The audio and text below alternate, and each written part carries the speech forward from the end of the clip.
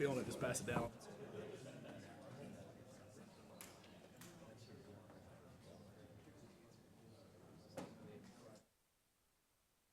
Gatsky, how are you?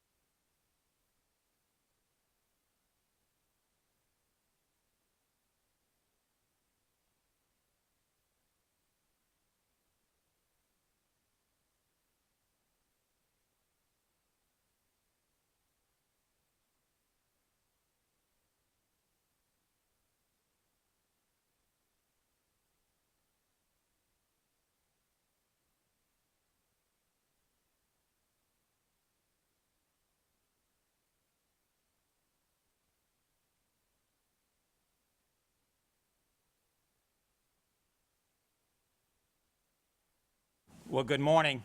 The chair sees a quorum. We'll call the meeting to order. I'd like to first just thank Indiana University for being our host. For those that are online, we meet outside Indianapolis a few times a year. In this case, Indiana University is our host, and they've done a wonderful job of being a host. And I would like to invite a member of their staff to say a few brief words. Thank you, Mr. Chairman. Thank you, members of the State Budget Committee.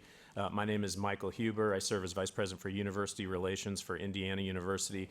And on behalf of President Pamela Whitten, we would just like to welcome you to Bloomington.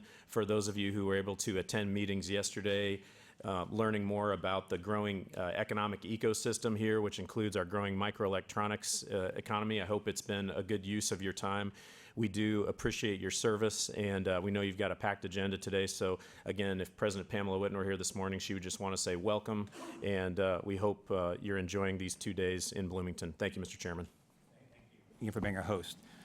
Ron Deere, if you'd start, please introduce yourself and go around here in this way and at this front table. Thank you. Thank you, Chairman. My name is Randhir Jha. I'm from Legislative Services Agency. Good morning. Fadi Kadura, State Senator, Senate District 30, the north side of Indianapolis. Good morning, David Nezgatsky, State Senator in District 10, which involves all of South Bend and portions of St. Joseph County. Good morning. I'm Hope Tribble, Director of Fiscal Policy for the Senate Democratic Caucus. Krista Ricci, Fiscal Analyst with the Senate Republican Caucus. State Senator Chris Gartens, Senate District 45, which is all of Clark County and a portion of Floyd. And Jeff Thompson, House District 28, west of Indianapolis. Ben Tooley, Fiscal Analyst for the House Republicans. Joe Habig, Acting State Budget Director. Gregory Porter, House District 96, Indianapolis. Eric Gonzalez, House Democrat, Fiscal Analyst. Bob Cherry, House District 53, includes Greenfield and Pendleton. Ed Delaney, House District 86, which is on the north side and northwest side of Indianapolis. Lisa Ackelberg, Deputy Budget Director, State Budget Agency. Thank you. We have a copy, I believe, in your packet of the minutes from the June, I believe, 11th meeting, if I recall correctly. Are there any additions or corrections to those minutes? Hearing none, and entertain a motion to adopt the minutes as presented. So moved. Second. Motion second. Any discussion? All in favor signify by saying aye. Aye. Aye. Opposed? Carries unanimous. Next, we have before us a proposed agenda for today's meeting. Are there any additions to the proposed agenda? Chairman, Yes. I have no proposed agenda items. However, I was wondering would be appropriate time to ask that we divide the question on said agenda. We'll take it under consideration, time comes. But that'll be later on, that correct? Yes, sir. Yeah, I yes, would yeah. like to put that on record right now, Okay. so we don't forget. Okay, thank you. Thank you, Mr. Chairman. Thank you. Any other comments on the proposed agenda? Hearing none then, we'll start through the proposed agenda. It's placed on the table now for discussion.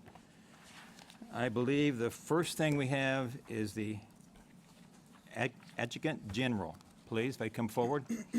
They have, I believe, more than one project, I believe. Sir, the floor is yours. Good morning, Mr. Chairman, committee members, and staff. I'm Brigadier General Justin Mann, representing Major General Lyles, the Adjutant General for the State of Indiana National Guard. I'm here today to ask for the release of funding for 4 capital projects. But before that, I would like to give you a quick operational update on your National Guard.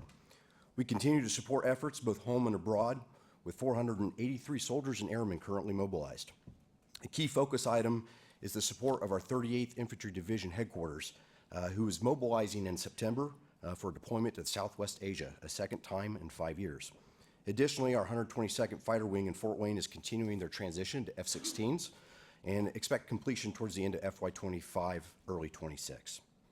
Moving on to our capital projects, first up, we are requesting approval of an additional $803,000 in state funding to match an additional $446,000 in federal funding to cover cost increases to support the Bloomington Readiness Center addition and alteration project.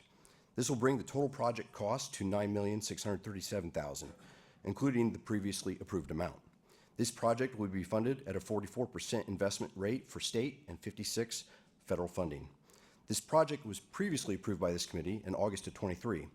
We are requesting additional funding for this previously approved project, which includes 4,400 square feet additional space and renovation of 20,000 plus square feet of the Bloomington Readiness Center. The current facility is 65 years old and is in poor condition. The need for this additional funding comes from actual bids received on 27 June of 24 and that bid is good for 60 days. Increased costs are primarily inflationary in nature, and we have seen increased costs in the labor market, especially in our larger urban areas. The next project is a request for approval of $427,000 for a new roof at the Knightstown Hoosier Youth Challenge Academy, Building 13. This project is funded 75% via state funding and 25% via federal funds from the Hoosier Youth Challenge Academy. The proposed roof replacement covers the gym and bleacher areas. The current roofing system has multiple leaks causing damage to the interior finishes as well as the gym floor. Failure to address this could potentially cause health concerns for the occupants of the building, and the new roof will be a 30-year polymer roof system that will help reduce energy costs. Next, we have a request is for approval of $289,000 for the Angola Armory Steam Distribution System replacement and repairs. The project is funded 50-50 by state and federal governments. This funding has performed targeted repairs of the boiler distribution system. The current system has been in place for 65 years and has been maintained through preventative maintenance. The distribution system is well beyond its system's expectations. The system and its components have received multiple repairs over the last 8 years and are leaking excessive steam and creating overproduction of heat in that facility. Not investing in the Angola Readiness Center will continue to increase maintenance costs and the continued interior water and mildew accumulation during the winter months. And lastly, we have a request of $1,833,000 for the Bedford Armory Heating, Ventilation, Cooling System replacement. This project is funded 50-50 by state and federal governments. The current system has been in place for 32 years and consistently requires emergency repairs. The emergency repairs have created a drain on annual preventative maintenance funds, and the new HIVAC system will provide suitable environment controls for the 20,000 square foot facility. The Armory is a legacy armory, and the agency plans to maintain it well into beyond 25 years. Subject to your questions, that concludes my portion of this brief. Thank you. Any questions for the gentleman? Thank you for your presentation. Next, I believe we have the Commission for Higher Education. They come forward, please.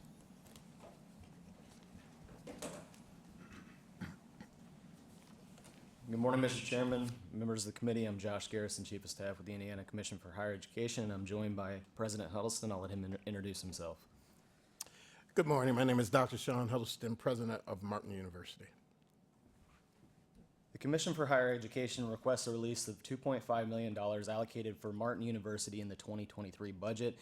As you may remember, $2.5 million was allocated each year for Martin to attract and retain students over the course of the biennium. To have the funds released, the Martin University must demonstrate to the Commission that these funds will be used in accordance with those subject to Budget Committee approval. Martin has done that over the year and has provided a presentation that I believe you all have, and we're both happy to answer any questions. Thank you. Any questions? Continue, please. I'll bring up Dr. Michelle Ashcraft for the second portion. Thank you, Chairman Thompson, representatives of the committee. My name is Michelle Ashcraft, the Chief Program Officer for the Indiana Commission for Higher Education, and I'm here to request the release of $2.5 million for what's called the College Success Program.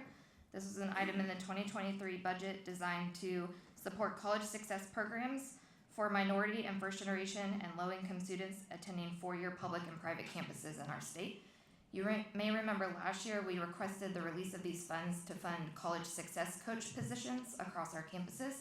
We were able to fund 32 positions across 22 campuses, and all of them are supporting 21st Century Scholars on those campuses. We request the release of funds to continue that effort in the next year. Something to know is that as part of the proposals for last year, each institution was required to submit a sustainability plan to continue those positions beyond this year. So we would request the release of the funds to renew for the upcoming year and then allow them to implement those sustainability plans.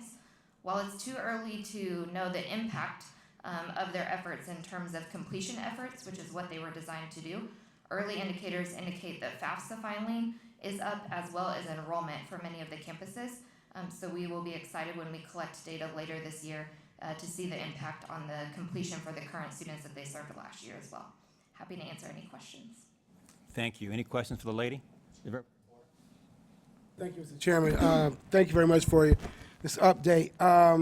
In regards to the FAFSA situation that happened a few months ago, are we over that hurdle yet in regards to individuals turning the paperwork, et cetera? Good question. We are still, the campuses are certainly still implementing as they are starting campuses here, still trying to roll out financial aid packages for some students. But as, if you don't know, the federal government released a new FAFSA last year. The rollout of it did not go smoothly. As the time that we filed this update, the country was down 11.6% for FAFSA filing compared to the previous year. Fortunately for Indiana, we were leading the country at that time and still lead the country for the gap compared to last year. We're down only 0.6%. We are the only state in the country that is up for low-income students and students of color, and we're one of the only few states that are up for overall filing. So in comparison to the rest of the country, we as a state are doing very well. Are we still accepting FAFSA? We still are accepting the FAFSA, yeah. The federal deadline is June 30th of next year, so students can file all the way through next summer to be able to get federal financial aid. Our state priority deadline was April 15th, and here in a few weeks we'll be able to determine if we are able to extend that deadline as campuses start making claims towards those financial aid accounts for students who are enrolled this fall. Okay. And you say that you have 32, I'm sorry, Mr. Chairman, you have 32 coaches for 32 coaches across 22 campuses. And those, but you have independent colleges also involved in that? Correct. Yes, the funds were allocated for four-year campuses, both public and private. Chairman. Thank you. Thank you, Mr. Chairman. Representative Porter, the answer to your question is no, we're not over the hump. I was on my computer last night at midnight trying to complete the parent portion of the FAFSA for my oldest son, because this is now the 8th time I have tried, and I was told, try it before 6 a.m. or after 11:30 p.m. And wasn't able to complete it last night either, Representative Porter, in case you were curious. So I would encourage you to consider extending the deadline. this is asinine what we're having to go through with the FAFSA. Yeah, we are certainly, there's many folks like you that are still experiencing those challenges. The federal government has also already announced that they will not open the next FAFSA again on October 1st this year. It's expected to open on or before December 1st, so we will be preparing for that. Each year, while we use that April 15th deadline as a priority deadline, once we are able to process the claims for students who filed by that deadline, we do regularly extend that deadline out to continue to fund students as funds are available. Last year, we were able to do that through June 30th. The year before, it was through August 31st, and the year before that, it was through May 31st. And so we will be looking to hopefully extend that deadline here in the next couple of weeks. Mr. Chair, just Yes, you may. And just one more thing to consider, and maybe this is more for folks that are watching online. You've got to remember that the FAFSA is a requirement for a number of other grants Yes. and federal aid. And I'll use again our example in our small piece of dirt in Indiana. So being a disabled veteran, there of course we extend Indiana Veterans Affairs benefits, right? Free tuition to in-state colleges. The problem is the FAFSA is required to receive that benefit. Yes. So guess who's not receiving that benefit? Anybody that can't fill out the FAFSA and complete it right now. And so the FAFSA completion is critical. It's a critical foundation to everything else that comes after that, because it serves as a foundational document and requirement for everything else to come for students. So Yeah. again, I would just highly consider you to extend it. Absolutely, that's correct. We are very grateful that we did get the legislation passed last year to require high school seniors with opt-out provisions to file. We do think that that is one of the reasons why we are leading the country, because we were able to get more people's attention for filing. And we and InvestEd are still helping folks continue to file. One of the things, since media is here and as you mentioned, folks are listening, it is very regularly a misconception that the June 30th deadline was June 30th of this year and not June 30th of next year. So we would encourage every student and parent, if they want to return to education, to continue to file. And there's also an appeals process. So if individuals had extenuating circumstances like yours, it's beyond your control that you can complete the FAFSA now, you can submit an appeal for us to consider, and it's possible for us to individually extend that deadline beyond the broad sweeping extension as well. No, that's great, and I appreciate that. I'm really focused and concerned on our low-income students and Yes, families, absolutely. because it becomes a cash flow operation. Absolutely. They're gonna have a deadline that money's gonna come due, and they're gonna have no benefits to back them up. Absolutely. We are very grateful. Many of our institutions have more than once extended deadlines on their campuses as well for things like paying bills and confirming enrollment and signing up for classes. And so we're very grateful to them for partnering with us as we continue to work through this as well. Representative Cherry? Thank you. I have several constituents that called me about getting on and having trouble completing it too. And time is money, and these families are going through a lot of stress right Yes. now. So any way we can clear the system out so the technology will be there for everyday people, I would appreciate it. Thank you. Yeah, we certainly have the opportunity as states to provide feedback to the U.S. Department of Education on how the process has gone and what recommendations we would make for improvements for next year. And we're regularly participating in those conversations as well. Representative Delaney? First, a simple question. You mentioned InvestEd. What is the role of InvestEd in this program? Yeah, absolutely. In this particular program with the coaches, yeah, we partner with InvestEd specifically on FAFSA filing. We mostly do that at the K through 12 level, but they also partner with many of our campuses to support FAFSA filing events. So our campuses will hold events where students and families can show up to get help filing the FAFSA, and then to go through, once those financial aid packages are released, what their financial aid packages mean. We have a team at the commission of 9 what we call outreach coordinators who live and work across the state. They are in middle schools and high schools every day supporting students in preparing for college and filing the FAFSA, making sure 21st century scholars are meeting their requirements. And InvestEd helps us increase that capacity for FAFSA support specifically. And the coaches who were funded through this particular initiative partnered with both our outreach coordinators and InvestEd to expand that capacity for FAFSA and enrollment support. A second question. As I understand it, we budgeted for 1 year for the success coaches, and you suggested you were going to convert it to being, quote, sustainable. Does that mean you want this to move onto the budgets of the colleges rather than the budget of the state next year? Right. When we put out the request for proposals for the campuses last year, when they submitted We let them know that we would come and ask to release this funding again this year, but beyond that, that they would need to sustain the positions to continue to support those populations. Many were already making plans to do that because you and your colleagues supported auto enrollment for 21st Century Scholars, so we know the pipeline is going to get greater in the next few years. And so they were already putting resources in place to be able to support the current students as well as what the larger pipeline will be moving forward. And so we're expecting that many of those campuses will move forward with those sustainability plans. Some of them have already moved forward and formalized those positions. I think it's a great policy for us to stimulate their doing the right thing and then put our wallets away. So thank you. You're welcome. Thank you. Any other questions? Thank you for answering all those questions. You're very Appreciate welcome. that. Thank you. Thank you.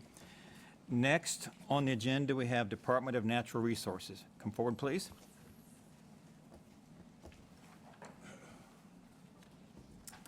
Thank you, Mr. Chairman, and good morning, members of the committee. I'm Kirsten Haney, CFO for Indiana Department of Natural Resources. We have one project on the agenda today.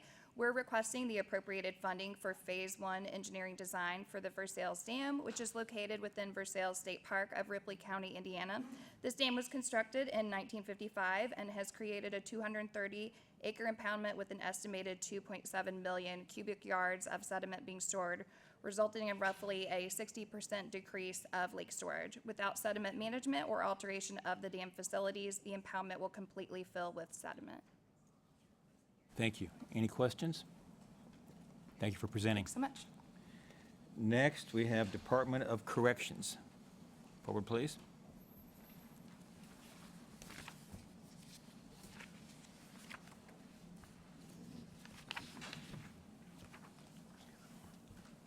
The floor is yours, sir.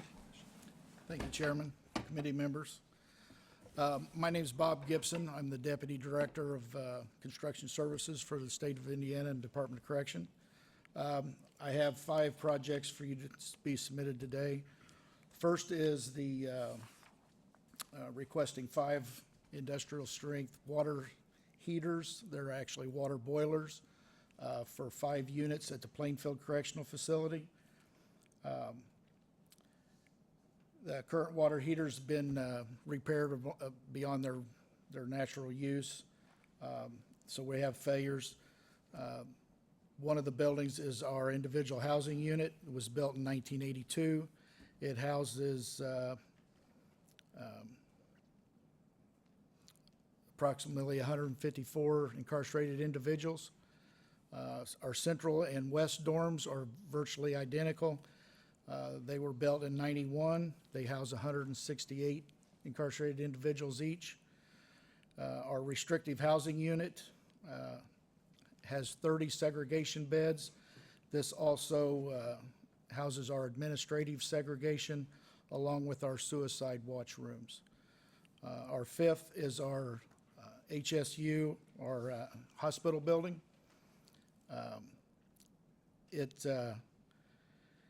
It's a little better than almost shy of 15,000 square feet, houses 28 terminally ill of our population, and we also do dialysis for the entire male and female population for the state of Indiana in this building. Thank you. Any questions for gentlemen? Okay. Seeing none.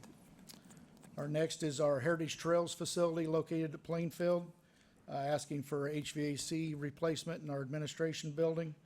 The existing equipment was installed 25 years ago and was actually harvested from another facility that we shut down before that. So this equipment is well over 35 years of age, and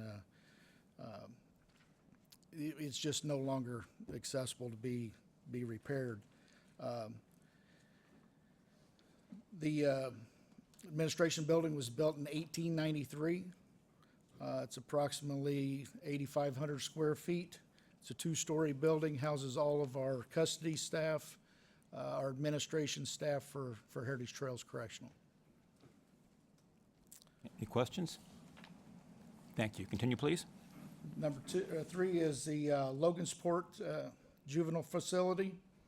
We're asking for a new roof on our programs building. This is a 2-story building, has just shy of 17,000 square feet. It is a multi-roof building, so there is a low slope, 3 low slope roofs on it, along with a shingled roof.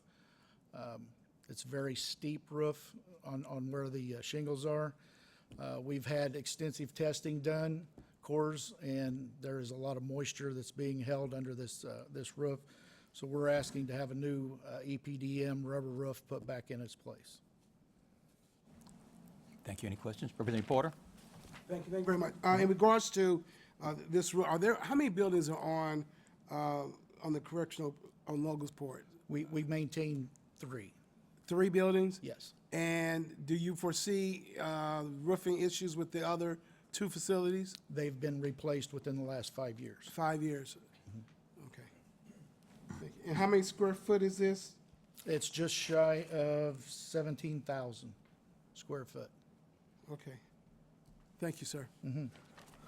Other questions? Thank you. Continue, please. Okay. The next one is our Newcastle facility. It is, in our kitchen, we're asking to have a new floor put in. The existing floor is a quarry tile floor, grouted. Around our steam kettles, the heat is so extensive that it has made those tiles brittle. They crack, they pop up, and it's virtually impossible to keep them sanitized. So we're asking to have it replaced with a polycrete 1/4 inch epoxy system flooring. The company will come in, remove the old existing. They'll bead blast the substrate, clean it up, and then prepare for this epoxy system, which is a seamless floor. Much easier to maintain. It will withstand the heat. And we've put these in a couple of other correctional facilities. One noted is 12 years ago at our Indiana State Prison up at Michigan City. We put a new floor in the kitchen up there. Looks as brand new today as the day we put it in. Thank you. Any questions? Senator Cordero? Thank you for your presentation. You mentioned Michigan City. Isn't it merging with Westville Jail? It's whenever the Westville facility comes online, yes. So if we're merging 2 facilities, why are we investing in a facility that will be out-commissioned? This is requesting for Newcastle Correctional Facility. Correct. Do you mind, this is outside of what is on the agenda, is there a possibility that you can share with us later after the committee, maybe by email with the permission of the chair, an update on the $1.2 billion that were appropriated for the Westville Jail and how much of that has been spent and how much has not been contracted out, and the projections of whether or not the $1.2 billion will be spent? I sure can. Appreciate it. Thank you, Mr. Chair. Thank you. Okay. And the 5th will be presented by Ms. Sarah Shelley, our Director of Technology. The floor is yours, ma'am. All right. Good morning. Like you said, Sarah Shelley. I am the Chief Digital Officer for the Indiana Department of Correction. I'm here to present the agency-wide technology update. This is year 2 of this, actually equal appropriations between both years. This really is just getting rid of all of the old infrastructure that's been put in place between 10 and 20 years old, spliced and diced throughout the years, and that really has degraded the overall ability of the infrastructure to actually be able to support more and more online infrastructure. So we are running all new fiber, connects from the DMARC to the IDFs, from IDFs to switches to the actual plates in that staff put their computers into. So this is, again, for all state network devices. This is covers 11 sites.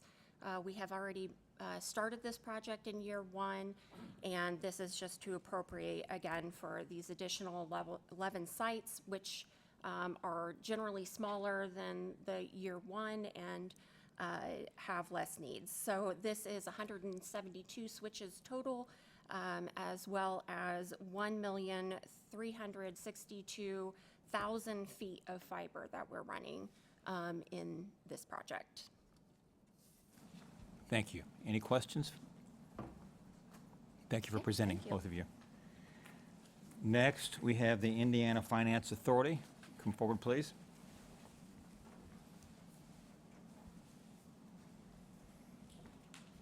Good morning. Jim McGough with the Indiana Finance Authority, presenting on the Wastewater Assistance Infrastructure Fund.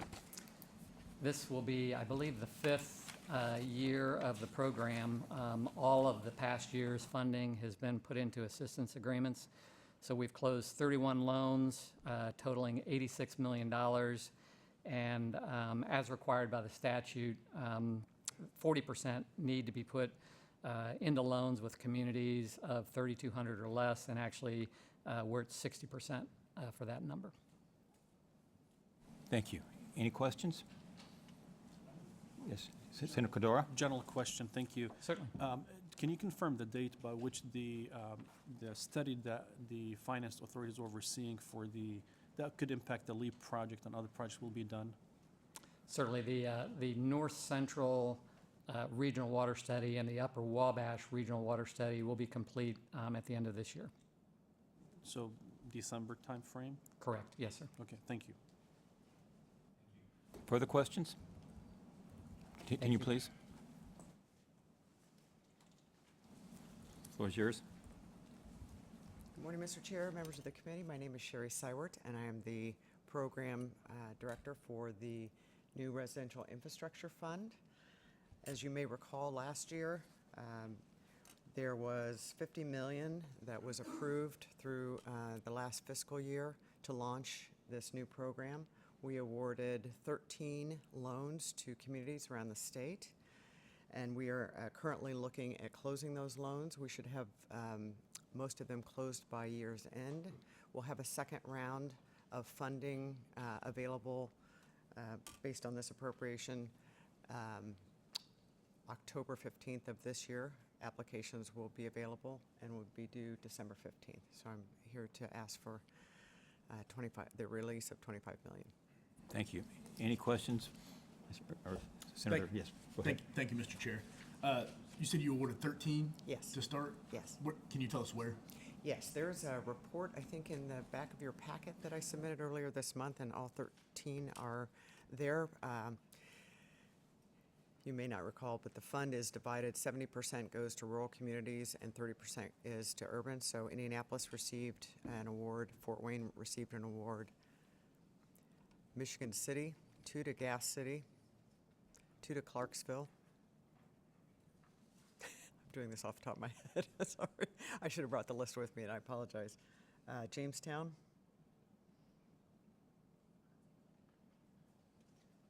Look at the report. So, okay. It's, usually on a 5-minute delay, it's coming. No, that's okay. That's okay. I didn't mean to put you on the spot in that capacity, so I apologize. So I'm still hearing that there's, I don't know if it's confusion, I don't know if it's ambiguity from some of the local municipalities on kind of the process of how to actually get these funds. Can you kind of speak to that a little bit, and what changes, or do you even recognize that there might be an issue there? Can you just kind of talk us through that? To apply for the funding or to actually receive it? So as you can well imagine, after an initial round of funding, there's always a learning curve.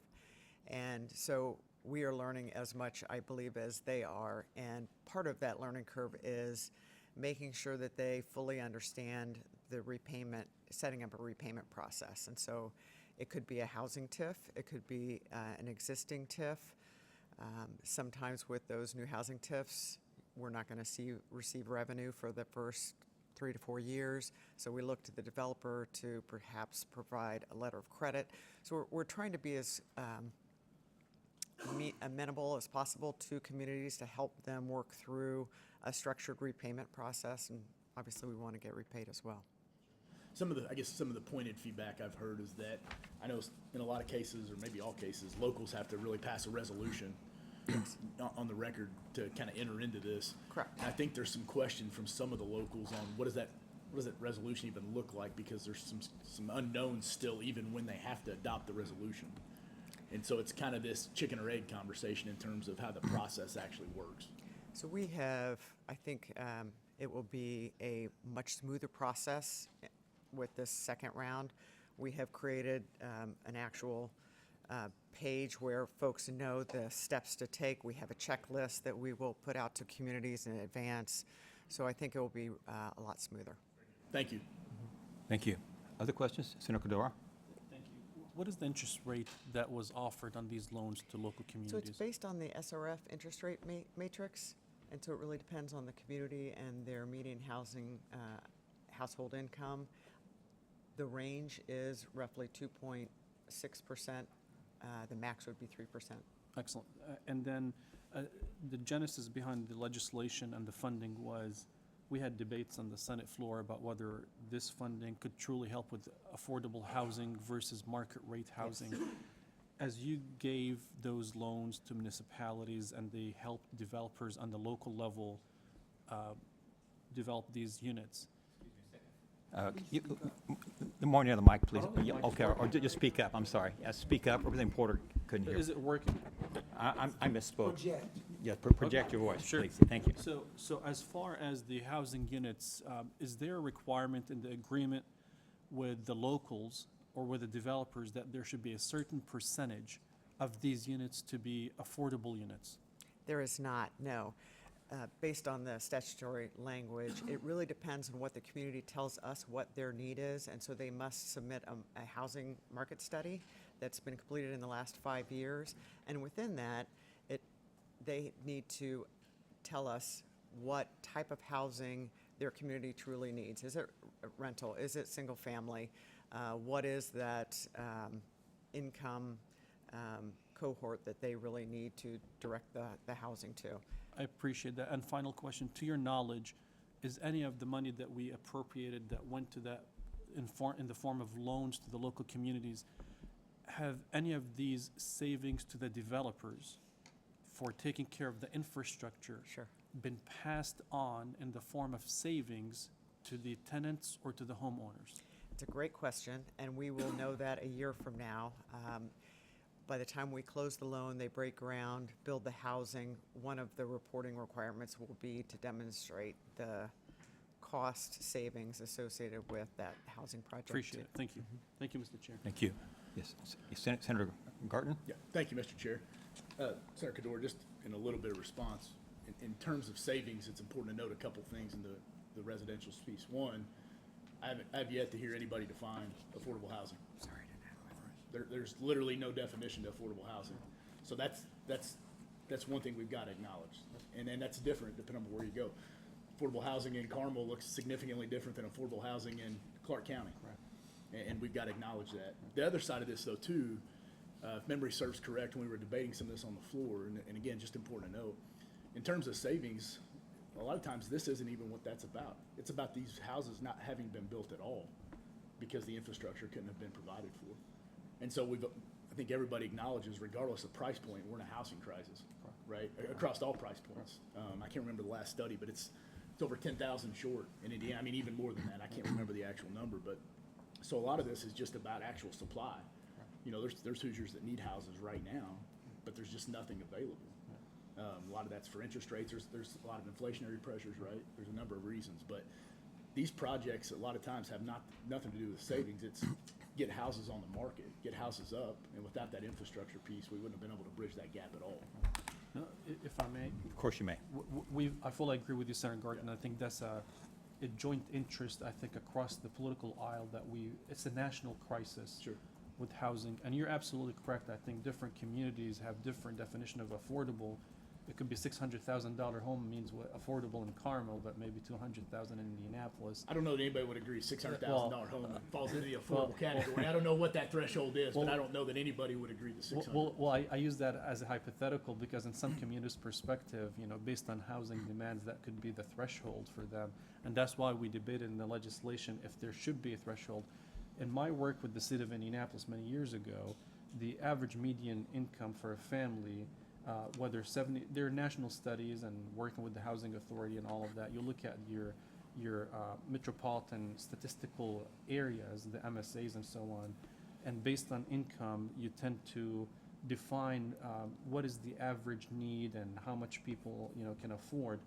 So in free market economics, I firmly believe the invisible hand should dictate whether or not a developer should be able to afford to build it. Now, if the consumer is able to afford these homes at market price, then there's no need for government intervention.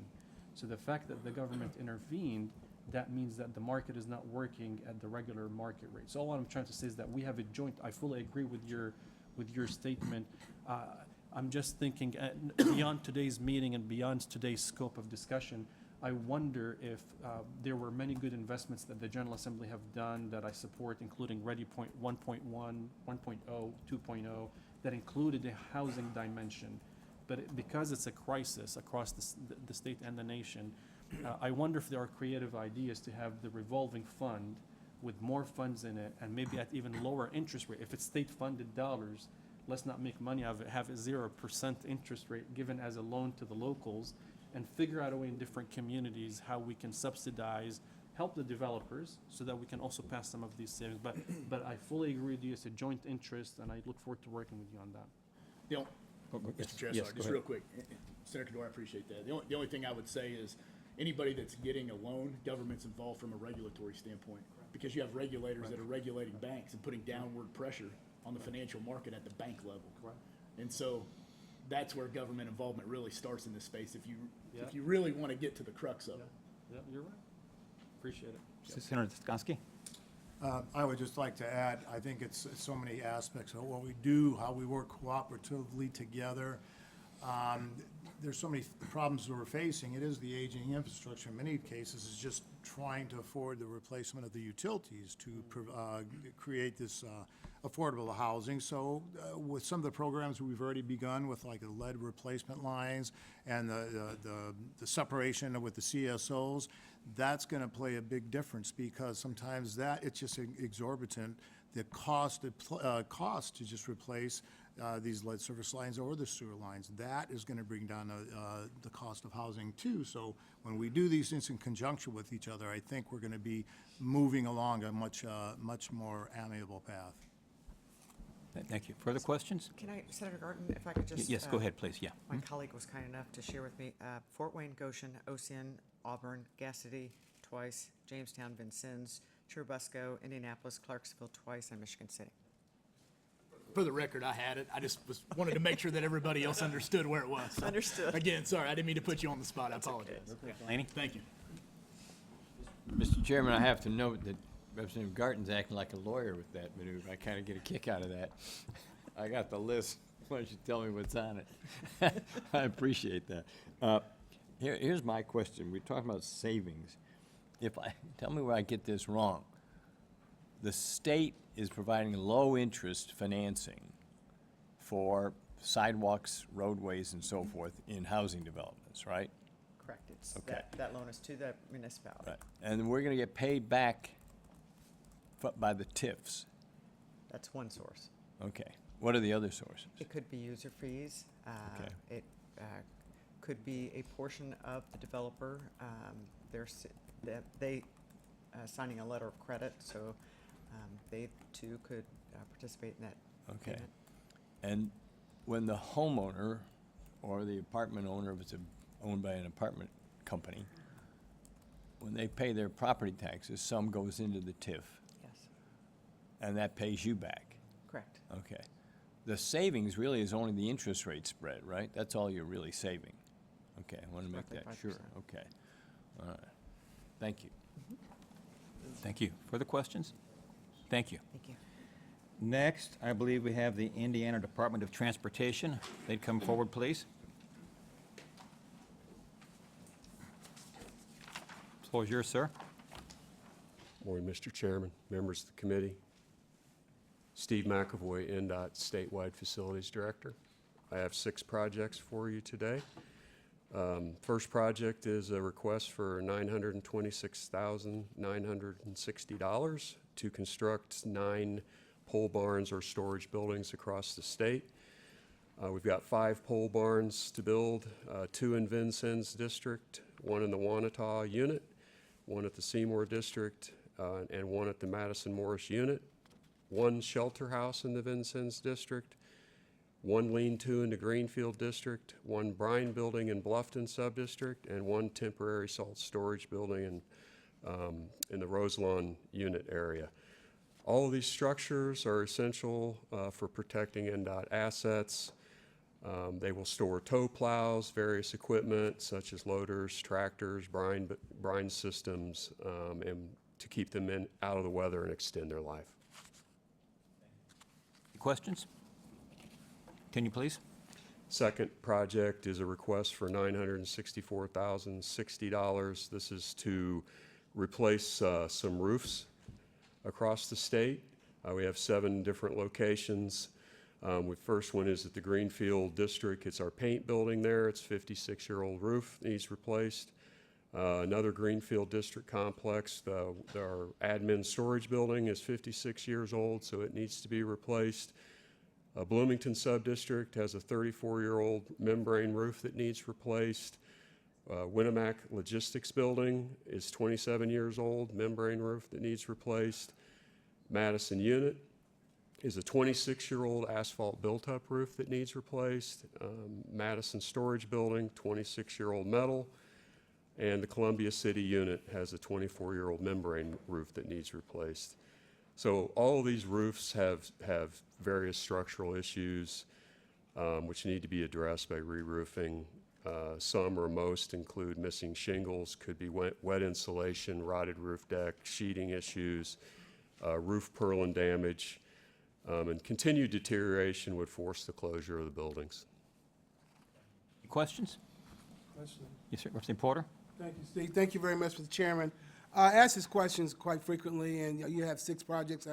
You've been here before, so you know probably where I'm going. In regards to diversity, equity, and inclusion, in regards to the bids, I've asked several times in regards to what companies are doing this work, and Right. are they MBEWs? I never really get an answer. I think people think I forget. No. But I'm gonna ask again. Yeah. Again, ask that Sure. you give the chairman to get to us, so we can know this is everybody's dollars that are in here. Absolutely. Not just a certain group of individuals. Also, when these regions are done, do you look at those individuals within that region to do the work? Or does someone from Lake County does the work down in Vandenberg County or Wayne County over Tippecanoe County or wherever? So I'm very concerned about that. I think it's more transparency. With Right. all these dollars being done by NDOT, we need to have more transparency Right. with your organization also. Sure. So first off, all of our projects are bid through the Department of Public Works, right? So we use their regulations and, regarding MBE, WBE. It's not an NDOT bid project. It goes through IDOA, Public Works. So we follow their guidelines. They don't meet their goals. Well, I don't work for IDOA. I just, we use their process. So Okay. for that. But you know they don't meet their goals. Well, I have no idea. I'm Okay. telling you, they don't meet Okay. their goals. Well, that's a question for Okay. them, I guess. And then as far as contractors we use, these are advertised projects, like I said. So we try to bid roofing projects, to local roofing contractors the best we can. There are some that we use that are successful in the bids that are regional contractors, but we always try to target, contractors within certain regions. So. Thank you. Yep. Any other questions? Continue, please. Next project is a request for $500,000 for the construction, or I should say reconstruction of the Brookville Salt Building. So back in May, there was an EF1 tornado that went through there, a small area through Brookville, but completely demolished the salt building we had built there. It was only 3 years old. The steel superstructure was collapsed on top of the concrete wall, so the fabric structure was also destroyed. So our goal here is to reconstruct this building so we can be prepared for the upcoming winter season, which would start November 1st. Thank you. Question? Representative Delaney? Was that facility insured? So state is self-insured. So yeah, we Do we have a reserve that we could have paid for this from? Well, we have some funds that would roll over in our capital fund, which will take care of this. So we had some savings in other projects in earlier fiscal year, which is going to cover the cost for this. Thank you. Yep. Other questions? Continue, please. Next project is a request for $1,550,000. to construct a new 5,000 square foot storage building at our Division of Research in West Lafayette. With the rapid growth in department upgrades and demands on the specialized testing programs up there at the Division of Research, they have run out of space. So this includes space for storage, calibration, repair, upgrading, fabrication, and space for storage equipment and staff. The lack of space creates numerous inefficiency problems for them, where specialized test systems and field testing equipment are moved around, sometimes stored in loading docks to free up space. Many times they have to perform light repairs outside in inclement weather. So this new building is going to allow us to store our high-value equipment and do some maintenance under roof. Thank you. Questions? Continue, please. Next project is a request for $2,850,000. This is to construct a new 5,000 square foot central yard storage building. This is our central fleet storage building, 5,000 square feet. The NDOT Central Yard Rental Program encompasses 50 different pieces of rental equipment to be used by all 6 districts across the state. The entire 24-truck Hoosier Helper fleet, as well as maintenance on our Indianapolis-based vehicle fleet, is currently split between the Greenfield District and the Indianapolis Traffic Management Center. This split causes delays in training, development, and efficiency in the program. So we wish to build this facility at our current Indianapolis Subdistrict location and consolidate all these operations into one location. Thank you. Any questions? Continue, please. Last request is $2.5 million for Phase 2 renovation of the Indianapolis Traffic Management Center. Phase 1 was a $2.5 million project. It was bid in fiscal year '24. We received no bids, so we're going to combine both projects into one project, $5 million project, and bid it out this year. But basically, we've got a 58,000 square foot facility there that's 20 years old, and many of the mechanical systems have failed or have reached their life expectancy. So we will be replacing VAV boxes, chillers, chilled water pumps, boiler flues, 5 air handling units, update our control systems, replace some boilers and some pumps. Windows and glazing will be repaired or replaced. The roof needs to be replaced, and we've got some exterior concrete panel work that needs to be done. The Indianapolis Traffic Management Center is a pretty important facility for us as it controls all of our interstate traffic systems. We cannot allow this facility to be reactive to problems at this facility. We need to make sure that we take care of any issues before they become serious problems for us. Thank you. Any questions? Representative Porter? A point of clarification, you said that you made a bid, we allocated 2.5, but no one bidded on it, or it did not get released, or what? That's correct. So Phase 1, also was addressing some of the mechanical systems. Applied Engineering was our engineer. We bid the project, formally advertised through Public Works, received no bids on the project. So under the direction of our engineer and talking to Bob Grossman at Public Works, the decision was made to combine them into one project, and we feel like we can get better participation at that by doing that. So Okay, and so Mr. Chairman, the dollar amount is $5 million total. yeah, for both phases. For Correct. both phases. Yep. And we project that to probably be done expeditiously because Yep. it's such a key role in the traffic management. Correct. Yes, and our plan is to bid this out in the next 2 or 3 months as a combined project. And some contractors have told us they're interested in a combined project. So we're hopeful, that we'll get some competitive bidding on this. Thank you, Steve. Thank you for the update. Appreciate it. Further questions? Thank you. Thank you. I appreciate it. Next, we have the Indiana State Fair Commission. If they'd come forward, please. Floor is yours. Thank you, Mr. Chairman, members of the committee. My name is John Peffenberger, Chief Financial Officer with the State Fair Commission.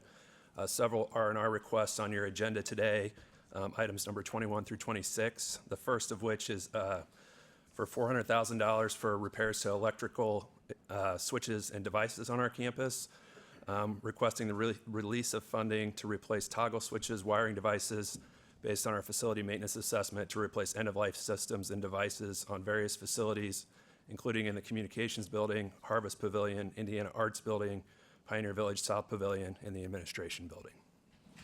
Thank you. Questions? Representative Porter? Thank you again. Good attendance at the fair, I do believe. So the IDOA, you submit this to IDOA, or do you do this yourself as a? We bid this ourselves. You bid it yourself? Correct. And you will reach out, since it's in a pretty diverse neighborhood, that those individuals, this is pretty significant dollars to do switches and switch out, and which are important, but it's labor intensive, but it's not super big. So I hope that we does help continue to build capacity for those smaller electrical companies that are minority owned. Yes, sir. Further questions? Continue, please. The second item is for ventilation repairs and replacement for $300,000. This is replacement to add ventilation to various restroom facilities to meet code compliance requirements in the Ag Court Building, Administration Building, Blue Ribbon Pavilion, and Northwest Pavilion. This project would also replace intake and relief hoods at end of life in the Purdue Extension Building, as well as replace sidewall ventilation fans at the end of life in the South Pavilion. Thank you. Any questions? Continue, please. The third item is for campus ADA enhancements for $368,192. The funding for this would include replacing knobs with accessible handles and poles in the Administration Building, installing transition strips in the glass barn, upgrading restroom fixtures in Hook's Drugstore Building for ADA compliance, and repairing cracks and sealing the floor of the South Pavilion. Thank you. Questions? Continue, please. The fourth item is for the South Pavilion LED conversion for $1 million. This would replace our existing T8 fixtures in the South Pavilion with LED fixtures. The South Pavilion conversion will create energy savings and the elimination of the frequent replacement of ballast and lights. Thank you. Question, Representative Porter? Thank you.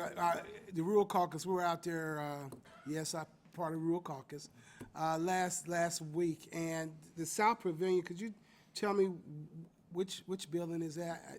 The South Pavilion is connected to the Youth Pavilion, which is in between the Coliseum. The Youth Pavilion is between it's the Coliseum, Youth Pavilion, then the South Pavilion. It had all the horses in it. Okay, I got you now. Thank you. Other questions? Continue, please. Sure. The fifth item is for plumbing and sewer repair for $306,812. This includes a replacement of steam and chilled water mains that are damaged and failing in the Communications Building, replacing old gas water heaters at end of life in the West Pavilion, replacing broken, damaged, and leaking faucets in the Northwest Pavilion, and replacement of the sanitary underground sewer main under the Administration Building. Questions? Continue, please. The final item is for building envelope repair and replacement for $1,083,632. This project would include replacing failing plaster in the Expo Hall, replacing rotted trim and doors in Hook's Drugstore, replacing rotted wood panels and trim in the Normandy Barn, replacing doors with rusted and damaged steel frames in the South Pavilion, repairing damaged stucco and water infiltration in the Ag Hort Building, tuck pointing work on the Southwest Pavilion, rotted ceiling, roof, and deck panels in the West Pavilion, and then replacing windows with energy efficient seals in the Communications Building and the Hook's Drugstore Building. Questions? Yes, yes. Yeah. Please go ahead. Thank you, John. I know this question's a little out of scope of what we're reviewing today, but how was fair attendance this year compared to years past? Do you have those figures? Yeah, great year at the State Fair this year. We were north of 850,000 attendees, which was up from 2023. All right, great. Thank you. Thank you. Further questions? Thank you for presenting. Thank you. Next on the agenda, we have the Indiana Economic Development Corporation. If they come forward, please.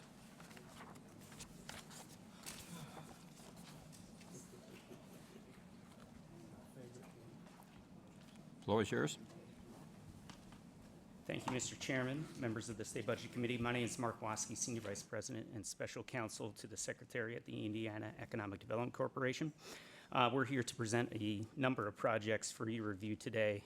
The first item for your consideration is a request for the Budget Committee to augment the $500 million appropriation for the IEDC's Deal Closing Fund established in the 2023 state budget for Project Fusion, a $5.9 billion investment from the joint venture between Stellantis and Samsung SDI, constructing 2 battery manufacturing facilities in Kokomo, and committed to creating over 4,000 new jobs in the region. To facilitate this investment, the IEDC has offered, in part, $245 million in cash performance grant incentives that will be distributed to the company over the next 8 to 9 years, based on the business's performance with capital investment, headcount, and wage metrics that we have established in our final agreement with the company. The deal closing appropriation permits the budget agency, subject to Budget Committee review, to augment the fund appropriation for incentives tied to projects exceeding $5 billion in proposed capital investment. At this time, the IDC is requesting the Budget Committee review the augmentation of $101 million, which would be used by the IEDC to further support our efforts to secure commitments for projects considering Indiana for new or expanded operations. The IEDC appreciates your consideration of this request, and I'm happy to answer any questions. Thank you. Representative Porter? Thank you, Mr. Chairman. Thank you very much. The augmentation, where's those dollars coming from? I would have to defer to our partners at the budget agency to answer that question. I can answer that. So it's a general fund appropriation to IEDC, so the augmentation would come from the balance of the general fund. So is that the surplus dollars? Yes, yeah. So we're the gonna combined give- reserve balances. Yeah. So we're gonna look at the combined reserve balance, and then we're gonna give them more money out of our surplus of $2.2 billion to further give them more money, right? That's breaking down simply. That's correct. Just to correct the figures you had mentioned, Representative Porter, so. 2.4 billion. We're over 2.5 billion. Okay. Estimates now, and these are estimates, is will be north of 2.3, so it would come from that potential 2.3 billion. Thank you. Yeah, if I could start. I've got a bunch of questions, of course. If I could start with the minutes from the June meeting. It's on the part under IEDC in the minutes. I asked at that time for the total anticipated cost, overall cost for the LEAP project, and you said you'd work to get that number. Do you have a number on what the total cost of the LEAP project will be? It's not to avoid the question, Representative Delaney, it is a moving target based off of the potential investments that could locate within the district. To date, we have spent, I'd say, between land acquisition, infrastructure, a little bit north of $200 million, but we'll confirm that number for you as quickly as we can. I trust you know this is a little hard for a legislator to deal with what amounts to an open-ended commitment. Is there a plan at some point to say, we're willing to put this much money in, and we expect this much back for people who buy land or make other contributions? Are we going to get there at some point?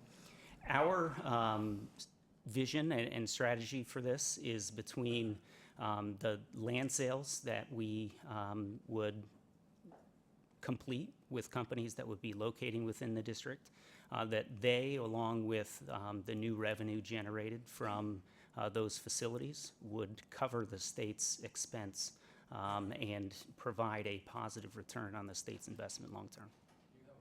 Keep a running schedule of your expenses and your anticipated income, either from some company buying the land back from us or from taxes that come as a result of the project? Do you have a running schedule so that somebody could look at it and say we're above the curve or below the curve? We do, yes. Right. Again, that does move as our conversations and negotiations with companies continue based off of the needs. Is the that they legislature express allowed to to us. see that? We can share information with you, yes. You understand, if you give it to me, I have to give it to the public. So let me rephrase the question. Will you be willing to show me how you're doing on this matrix or this plan, and then knowing that I would have to share it? Can you meet that test? As our agreements are finalized with companies, we'd be able to show the expenses that we have incurred, as well as what our incentive commitment has been, and be able to show that, what the anticipated tax revenues are, yes. When do you expect to have the first closed deal that you could share with us? We obviously have, the first two Lilly investments within the district, and we'll get you information that we can share with you and you can share with your constituents. This month? Yes. Okay, so that would be a start. So we would then know what that particular project is costing and what the anticipation is. Would we at the same time know how we're doing against our long-term planning? Are we above our curve, below our curve, ahead of the curve? Do you get what I'm asking? Would we know that at the same time we know what the cost of this project is? With that project alone, you would be hard to provide an accurate answer to that, yeah. It wouldn't be useful at this point, okay. Do you have somewhere an estimate of your overall cost and your overall return? Yes. You do, but that you can't give me, I take it. Simply, and I would say it's simply a product of ongoing negotiations with companies that are considering the area, and whether we have finalized those. You do understand that the legislature is one of the bodies you have to negotiate with, right? Yes. So I think companies would give you a hard time if you weren't giving them information they needed, and I'm going to suggest to you that you could face the same problem with the legislature. We got to know whether we're getting there, and so far I don't know that. The second thing that you committed to or talked about in the last meeting was that you said you were closing in on the amount that would be needed for infrastructure. Has that part been decided, or do you know what that's going to be, the total cost of that? Based off of conversations with companies today, we do have a general sense of the infrastructure required. But again, that could shift depending on whether they commit to locate within the district or not. They would need to commit before you know what infrastructure they need, right? Correct. And of course, I assume you're negotiating what that infrastructure would be. That's not, no pun, it's not in concrete yet, right? Yep. Okay. There was reference last time, and I think it's going to come up again, to quote, phase one. Is this LEAP project planned to be done in phases? So the phase one reference was in relation to the supply of water to the district. And an item that we will discuss later on the agenda is the delivery of a certain amount of water to Lebanon, as the initial Lilly investment did maximize the city's water capacity. So we did know that this would be required to support and sustain Lebanon's ongoing and continued growth, both within the LEAP district, but also within the city overall. So phase one was really just the near-term water delivery, with the other item, still dependent on what projects might locate there, and what growth may occur within the city. The details on that when we get to that part, but my broader question is, as a result of the water issue, the requirement for water, the potential requirement for certain investments, is the project now really broken into two parts? Phase one, where we'll be able to secure water promptly, let's say, for pretty solidly defined needs. And then phase two, which is, quote, the future. Is that what we've come to? I'd say the development of the area is going to occur in multiple phases as companies select locations within the area for their investments. So defining 1, 2, or 6 or 9 is hard to say. It's really going to be dependent on the growth within the community and the companies that decide to locate there. my concern, maybe you're missing my concern. My concern is that it appears that our opportunity for developments is going to be limited for some time in what's called Phase 1, for which we can allocate enough water. We can't go beyond that, at least for water-using projects.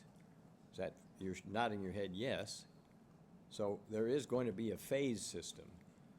Who will decide what Phase 2's water needs are? What structure does the state have, or that IEDC proposes, so that we can say, okay, we took care of this initial Lilly plant and these other projects, and Lebanon's got some more water, but we can't do anything more. Who's going to decide where the water comes for that more, for that next part? That's a great question, Representative Delaney, and one that, through this entire process, we have worked closely with both the City of Lebanon, Central Indiana more broadly, and most importantly, the Indiana Finance Authority, who has really been tasked as the lead agency on those issues. So we would obviously let all of these partners know what the potential demand could be, and try and work with them to see what can and cannot be done. I'm reading that the state chamber and others are suggesting that we need a new structure for allocating water, especially in the central part of the state. Do you have a view on whether we need a new structure rather than using the City of Lebanon plus the IFA? I guess can't really comment on whether we do or do not need a new structure. I would defer to the experts in the field on that, including the legislature, about what is the appropriate policy for the state. You would agree that if we have to set up a new mechanism, through legislation, for example, that will slow things down? That's always a possibility, yes. Yeah, that seems reasonable. Okay, now on this specific deal, which is request number 27 on the deal closing fund, we are using that lovely word augmentation, which means throwing more money into the pot, as I understand the language. Let's start with the most basic thing. When the budget passed in April of last year, how much money was allocated to the deal closing fund in the budget before any, quote, augmentation? $500 million. All right. Have we committed all of that $500 million? So there was a provision that required 5% of the fund to be used for projects within counties with 50,000 people or fewer. So when looking at where we are within the fund on commitments that have been both approved by the Budget Committee as those that we are in ongoing negotiations with companies on, we are around, I think, just north of $480 million. Of 8 or 80? 80. 408 million committed out of the 500 million, okay. And you think you're going to blow through the 500 million and you need an augmentation, you need a greater number, and that's this request that we're looking at here, number 27, is that right? Yes. So in order to sustain the momentum that we have been able to build around Indiana, with, I think, just in the first 2 quarters alone, securing $27 billion in committed capital and north of 10,000 new jobs for communities around Indiana. Indiana is at the top of mind for companies, particularly within industries that are going to sustain high-quality jobs long into the future within battery manufacturing, related to both storage as well as automotive and other important industries. Biopharmaceuticals, Eli Lilly is a prime example. So in order to keep that going and make sure that we are able to drive positive revenue growth for communities and for the state of Indiana, that is why we're making the ask today. So if I understand you, is the 408 million that's committed for things outside the LEAP project?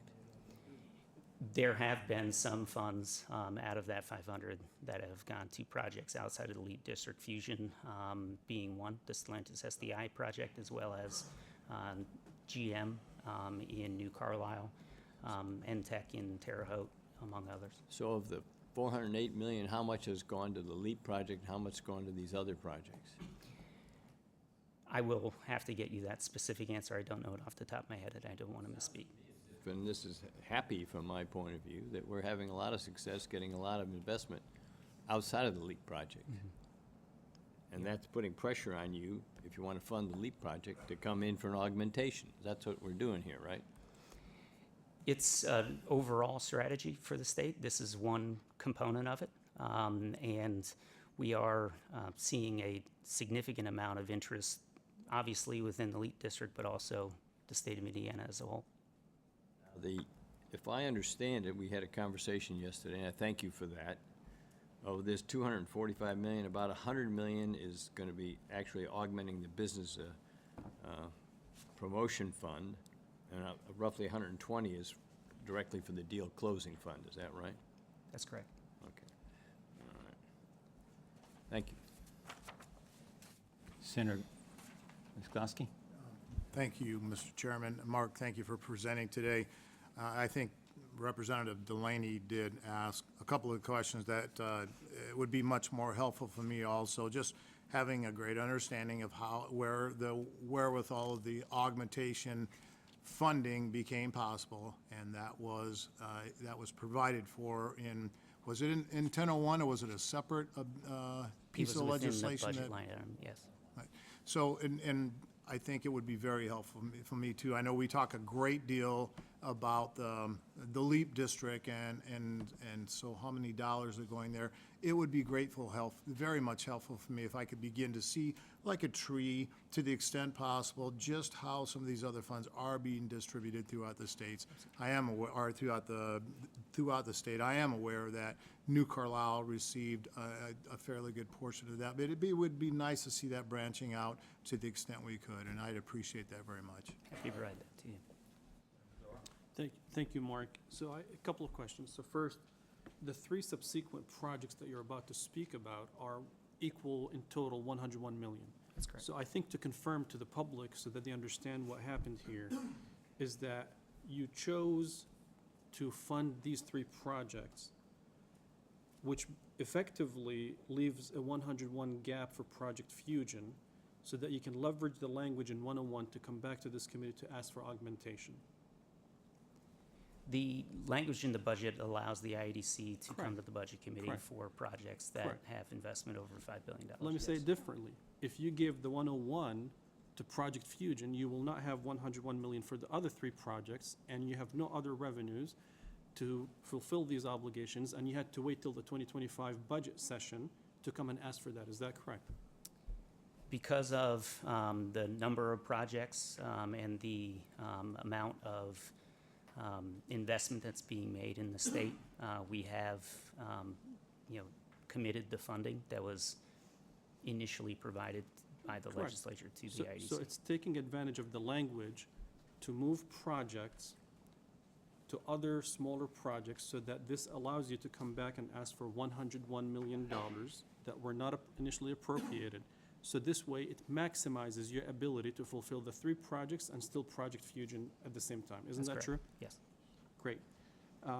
What is the return on investment for Project Fusion, and when will we recognize that? And return on investment either by percentage, 5, 6, 7, 10%, and by what year, since the inception of the project, will the state of Indiana recognize that return? So that's a great question, Senator Kodora. We, as we've discussed, complete a return on investment analysis for every project that we evaluate and ultimately make a commitment to. I don't know off the top of my head the specific percentage internal rate of return for that investment. I will get that to you after the meeting. But we average overall is really, we look at it as a portfolio-wide return on investment as well as individual, and we average around 6 to 8%. I appreciate that. And Mark, you're an executive in an agency that's spending hundreds of millions of dollars. So to me, not to know what the return on investment precisely, but what day when you present to this committee, is either you're trying to protect information that you don't want to disclose publicly, and I might understand that if there's confidential information, or maybe the return on investment is problematic, and here's why. When I look at state revenues, income tax and sales taxes, and then look at the projections and the flows of those revenues over the last 4 years with those $27+ billion worth of investments and so on, and the addition of jobs, if you control for what happened nationwide to states experiencing an increase in their revenues, if you control for that, I know it takes a few years to see the return on investment, but I have not seen it, whether as increase when we talk about tens of thousands of jobs in the form of state income tax. And then I think, one, I appreciate the staff of IEDC for meeting with us ahead of today's meeting to try to the best of their abilities explain to us. But when I look at some of the numbers, including when I asked the question of what is the local commitment for these jobs, some of these projects, they are unique if they are in an innovation district versus TIF district. But for the agenda items for today, I trust the information that we received was accurate, which is that you don't know what is the local commitment yet in terms of subsidies in the form of property tax abatement, correct? Correct. So I think this committee is blindsided, can't even decide the return on investment because the combination of the local investment is unknown. We don't know how much property taxes will be abated, whether through a TIF or through an innovation district or CPT, technology district, certified technology park, CTP. So that's problematic. I think my last comment is to you, Mr. Chair. Thank you, Mark, for answering my questions. Yesterday, I served on the Medicaid Advisory Committee. And yesterday, we've learned that the Pathways Aged and Disabled waiver, we have about 9,000 people on a wait list that could take them 12 months before they get in.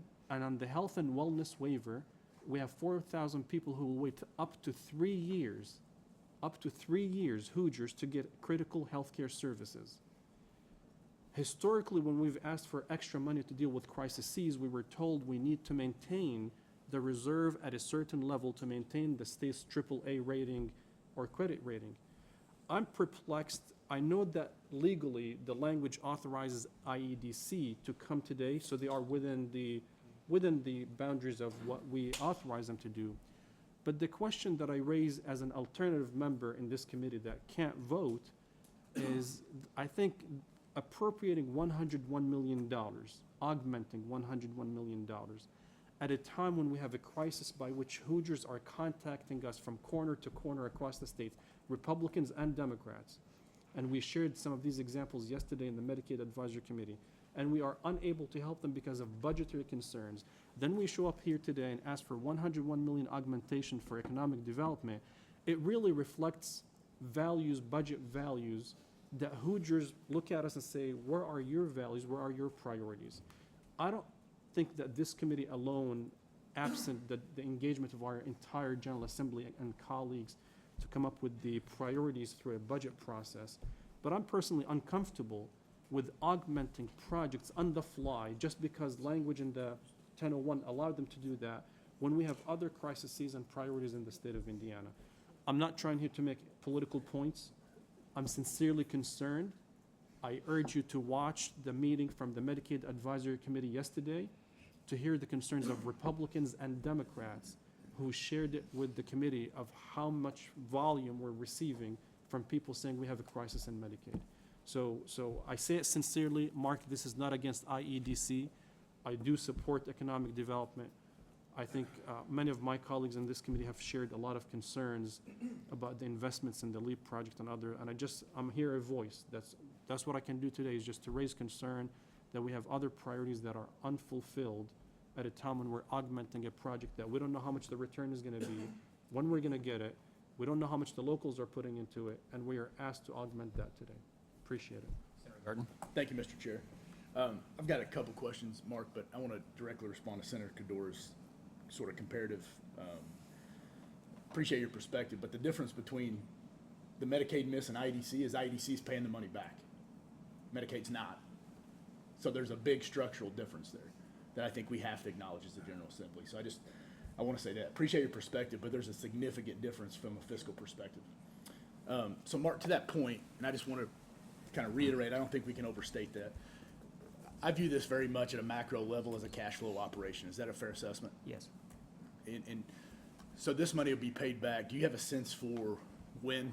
Do you have any projections on land sales, things of that nature? So we are, obviously with the projects that have already been announced with, the initial Eli Lilly investments. They purchased 600 acres of land for us, from us at a 40% premium, so $100,000 an acre. That ended up going back to the general fund. As we have other projects that make commitments to the district, we will also be selling the land to them. And we've been diligent in our agreed upon sales price to account for the infrastructure that the state is investing in to be able to serve those sites. So we take based off of what their usage would be of the roads that would be built, the amount of water that they need, the amount of electricity that they need, and try and prorate the cost to each one of those acres that we would be selling to the company in order to ensure that the state's going to get its return. Thank you for that. And I'd be remiss, obviously Senator Mishler's not here today, sends his condolences, but I had a lengthy conversation with him yesterday regarding this topic in particular, and he wanted to make sure that it was articulated that he has had numerous conversations with IEDC leadership, and I think Chairman Thompson was a part of those as well. And it was clearly stated that the expectation, from the land sales, that those dollars, the first $101 million of land sales, go directly back to the general fund. Is that a fair assessment? That's Do you correct. agree? Yep. Good. And I think in a perfect world, we would hope that could be done in fiscal year 25. And so we would encourage you to expedite those as fast as humanly possible, because as Senator Cador stated, this is a function that was in the bill. Augmentation is available through this process. And I think, at least some of this committee recognizes the value in that. But we would encourage you to continue to be transparent, lean into transparency, lean into proactive communication, and get this paid back as fast as humanly possible. Absolutely. For the sake of not just the structural and the function of the committee, but for the goodwill portion of this transaction as well. Absolutely. Yeah. Representative Delaney? I need to follow up a little bit on some things that Senator Garten has brought up. First of all, we're kind of blending these topics together. I am supportive of the Project Fusion project. It's just that it gets mixed in with these other projects because we have a limited amount of money. Now, back to this question about the land sales. We chose not to use eminent domain. Having made that choice, we've paid up to $80,000 an acre for ground that's probably worth $15,000 an acre. Now you're telling me we're getting paid back, but when we get paid back, we paid $80,000. You're saying you're also considering the cost of the infrastructure related to that land. So if we paid $80,000 for the acre and we're going to spend $20,000 on streets and roads, let's say, making up a number, you'd like to get $100,000 from the company that's going to take the land. But at the same time, you're giving other incentives to the company. So you have an incentive to allocate money to the land so you look good. The company isn't going to look at it that way. The company's going to sit down and say, well, I get the land, I get the infrastructure, I get money for jobs, I get money for training, I get loans, I get all these programs. So I am not impressed by the idea that you overpaid for land and then made a, quote, profit on it from somebody to whom you're going to give other money. I'm having trouble how the citizen is supposed to understand this. It looks like that thing when I go to the baseball park, they have those three little things that compete with each other, and, it's a shell game, and you go 1, 2, 3. So I've got to just tell you, in all honesty, I'm not impressed by the fact that you sell the land for more than you paid, because that's just nominal. That's just allocating the money to something. That's why I'm pushing you to understand the overall structure of what we're getting done here. And I'm far from being there, but thank you. Thank you, Mr. Chairman. Mark, can you just remind members of the committee and maybe members, anybody from the general public to watch, how do incentives work for these projects? Do they receive them on the front end? No, they do not. The way that all of the IEDC's incentive programs work, and some of this is the structure that we willingly impose on it, is that no dollars go to the company unless they perform to some extent. And that is if they commit to 100 jobs at the outset, and with that we commit $1 million, say in an EDGE tax credit, we pay only the percentage within the agreement that they actually earned. So it's all performance-based and certified annually. So if they drop below that, they get less. If they go higher, they can earn it quicker, but never above that maximum amount that we agreed to. Can you speak to any of the performance metrics is specific to this project? Yes. So in all of the cash performance grant projects that we have, based off of their initial commitment related to investment, job creation, wage, and payroll, we have metrics built into the agreement that say each year, again, we verify that you've made $1 billion in capital investment, so you get 10% of the award that we had committed. And then through the typically 10-year term of these agreements, that will ultimately shift to more of a payroll and headcount analysis. But it is all tied to what they are actually doing at that location. Any of those, and I'm talking specific to these types of incentives, not the land portion, but the actual job performance or job creation, those different types of matrices. Any forecast or any sense of when those first ones might even be eligible? Some companies, which have already been approved by this committee, Fusion being a prime example, they are well underway with construction.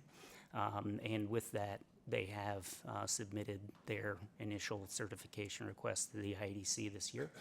So our team spends time verifying and reviewing the information that was provided to the company to ensure that they did in fact do it. It's not just numbers and words on a piece of paper.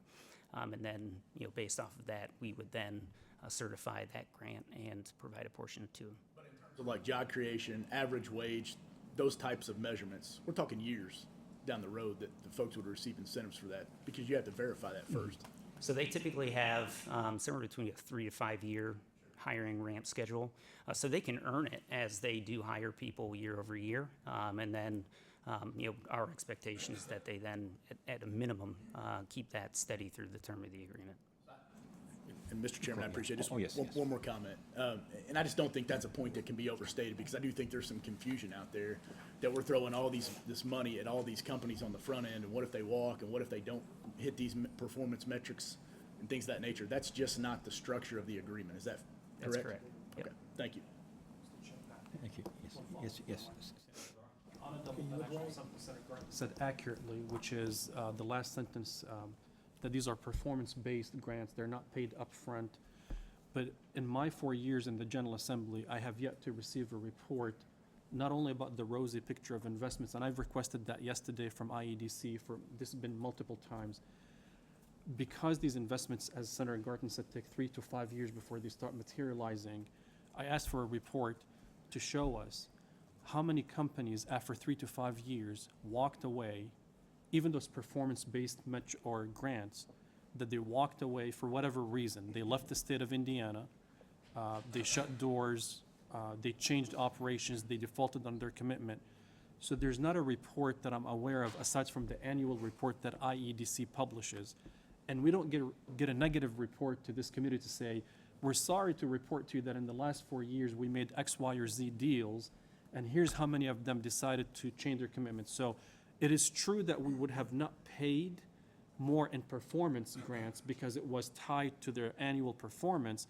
However, the initial investment of land acquisition and subsidies on the local level that have been factored in that analysis, we probably would have lost on that because the tax abatements in the short term are not recouped by the property taxes if somebody leaves, unless it was fully stated that we're going to recoup our dollars and so on. So that brings me to a question, which is more of a request actually to double down on what I've asked yesterday. It would be helpful to ensure that level of transparency, to give us maybe a 5-year report over the last 5 years. How many of these projects did not move forward after we initially invested in those projects. Regardless if, I assume that they were compliant with the terms of the grants and the taxes and so on, but how many of those? So that's the first question. The second is, I think you answered Representative Delaney when he asked how much total investments have we made so far. I think you used 408 or 80? 80. 80. So when you look at economists like Michael Hicks, which, some people criticize his analysis, some people agree with his analysis, but he always criticizes IEDC by asking the question, how much are you subsidizing each job? So at 480 million, how many jobs will be created? I believe, and I'll get the specific number for you, Senator Codora, but I believe that it's north of 20,000.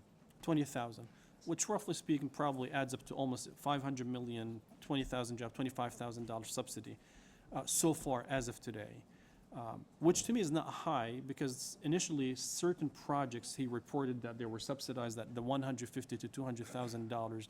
So it would be helpful in your report to this committee. It would be helpful to show, based on this investment for this project, here's when you put all incentives in, here's how much we're technically subsidizing each job. Because actually that will be very helpful to the committee.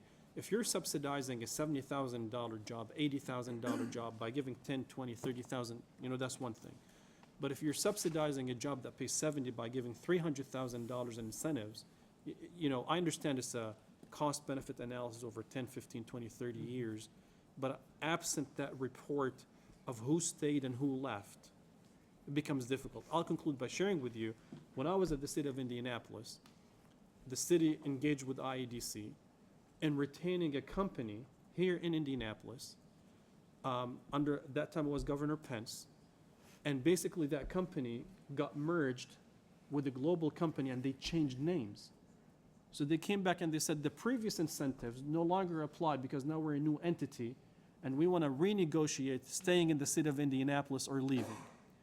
And at that time, IEDC and the city engaged in discussions on that. So there are so many reasons why fulfillment and commitments of agreements could change in a matter of 2 to 3 years before they even get to the point of hiring. They came back to us. Initially, they committed to 3,000 or 4,000 jobs. They came back and they said, sorry, we merged with a new company. We're cutting the number of jobs. We only have half of what we committed. And then we want to renegotiate a new package to decide whether we're going to go to Iowa or stay in Indiana in a matter of 2 to 3 years. So that's why I really would urge you, it will really enhance the trust and the transparency to show the details of these agreements that fell through the cracks. But I think, again, I want to reiterate, I think with all of my colleagues, Senator Garton, Representative Delaney, Representative Porter, I think we're really on the same page as doubling down on transparency, maximizing return on investment, and being sure that these projects are fiscally responsible. Appreciate it. Mark, also, in a report like that, be sure and talk about the suppliers. We know where it's 3 to 4x, roughly in jobs, some say. If you have data with regard to that, because those are the ones that won't have any incentives, and all those other companies that will mushroom, if you will, around and supply these huge operations. Be sure to include any reports or any data on that also, please. Yes, I believe Senator Niskoski's next, and you'll be next in. Thanks, Mr. Chair. I want to approach this from just two different facets. I know obviously what we're looking to do is lure huge entities, corporations, companies to the state of Indiana. We're trying to increase our overall wages. We're trying to bring more people to add to our population, to add to our tax base.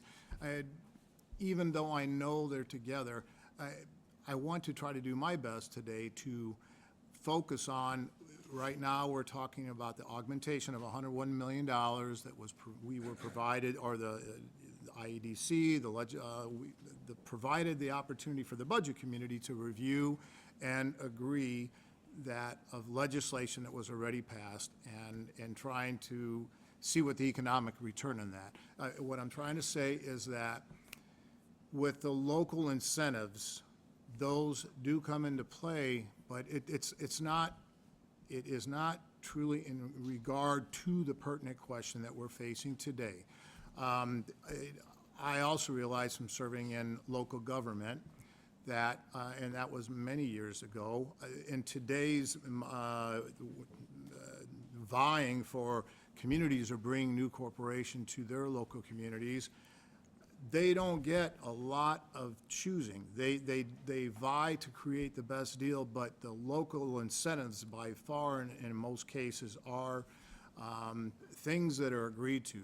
And you can answer, Mark, after I'm done. I'm not sure if the largest economic development project in the state's history, which is Amazon, $11 billion deal, when the St. Joseph County part, Amazon was not saying, I mean, they chose to locate there, but if they weren't provided with local incentives, they were pretty clear that they have other alternatives. So that really, you could not, or we could not have made that decision. It was the local government had to make that. So I do believe we have to separate those two and understand that those two are going to happen hand in hand. So we still, from our aspect of the state, we have to try to do the same things, and we're meeting with the same things. So I'm in agreement with a great deal.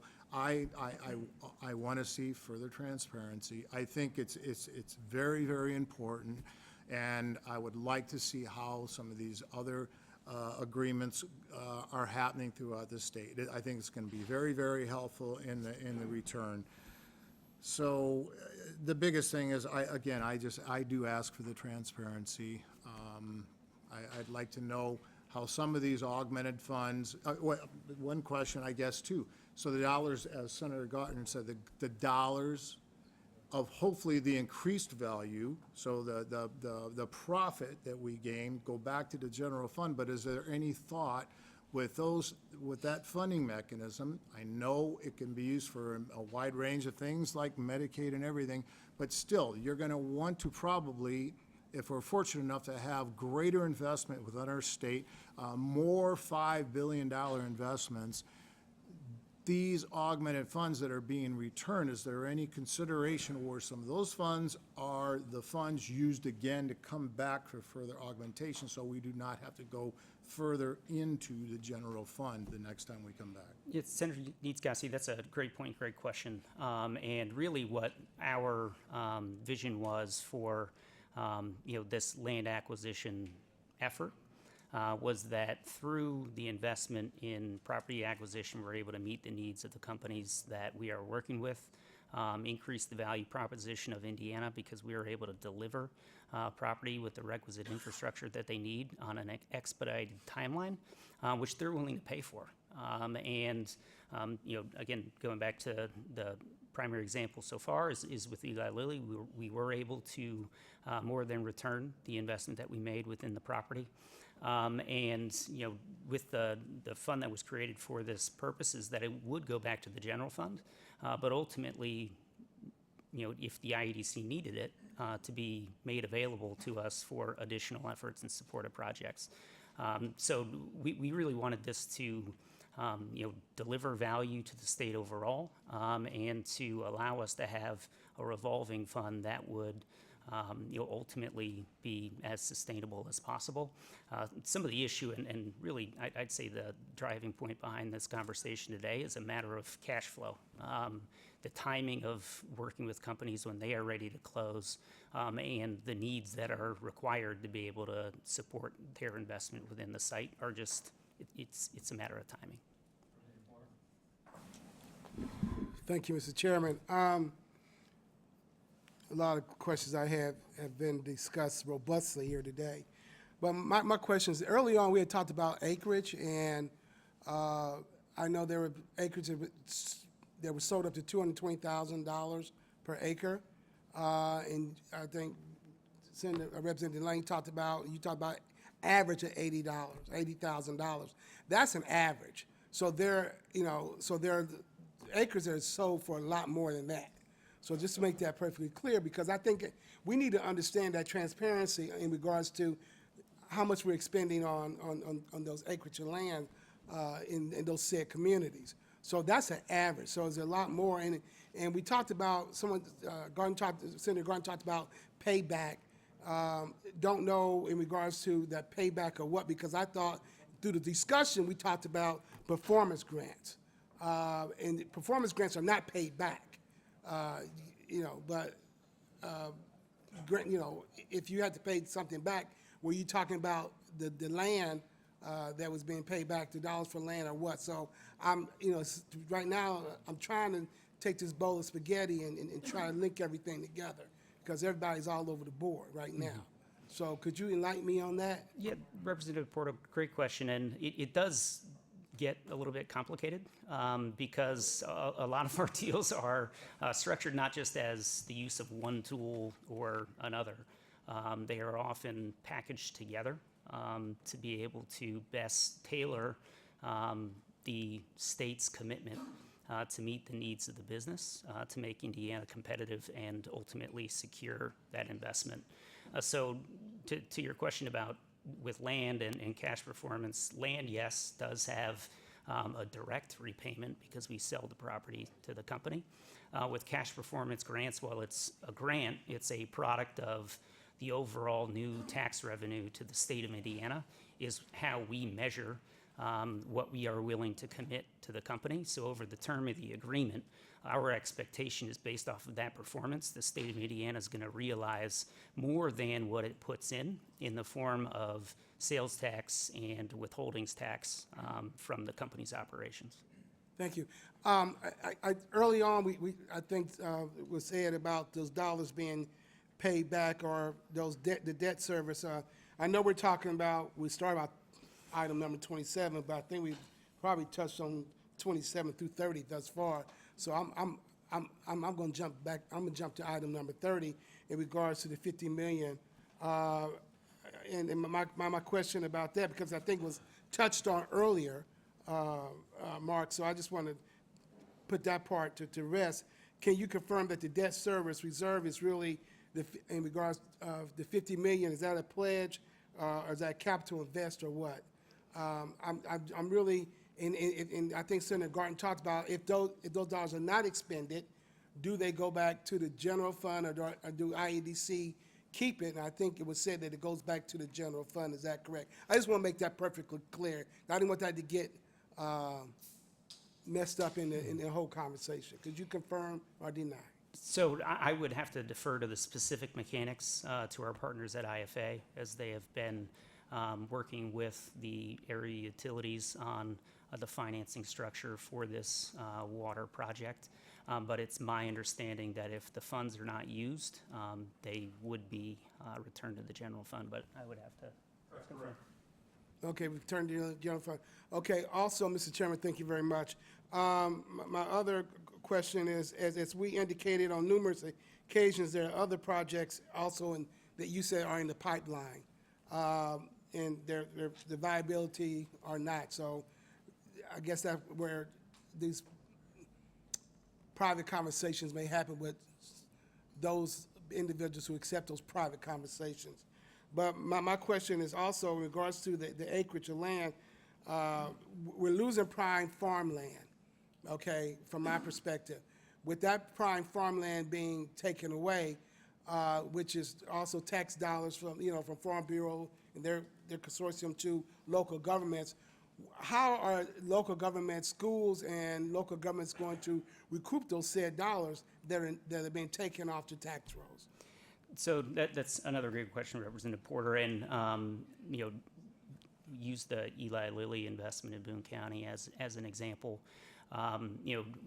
With our acquisition of the property and then disposition to Eli Lilly, that did move the assessment from an ag assessment to a commercial assessment, so it actually increased the overall assessed value for the underlying tax units.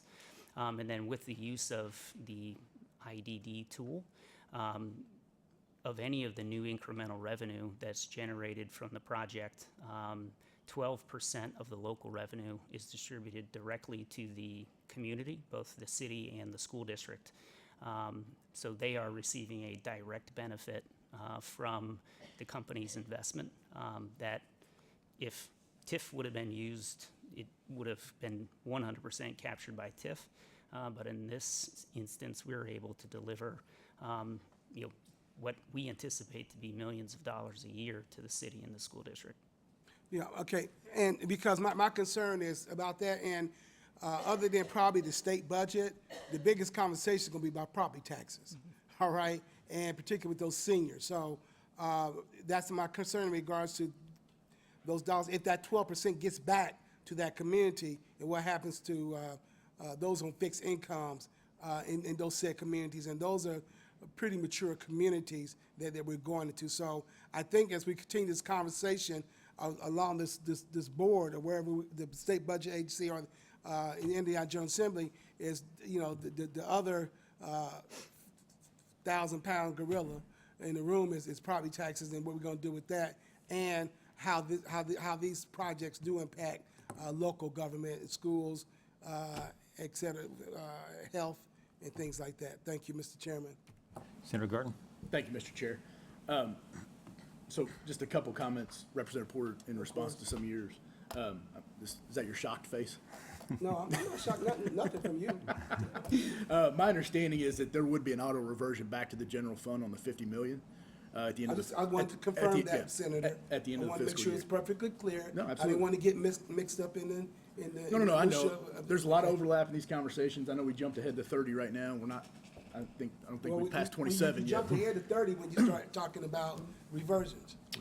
So actually, that wasn't the case, Representative Porter, and that's the other point I wanted to make. You brought up the repayment, and let me restate kind of the point that I was making earlier. The cash flow operation piece that we're talking about right now is the $101 million. That was the repayment piece we talked about regarding land sales in particular. Had nothing to do with subject item number 30 that you jumped to. So I just want to restate that. When we talked about repayment, it was specific to the $101 million on number 27 on the agenda.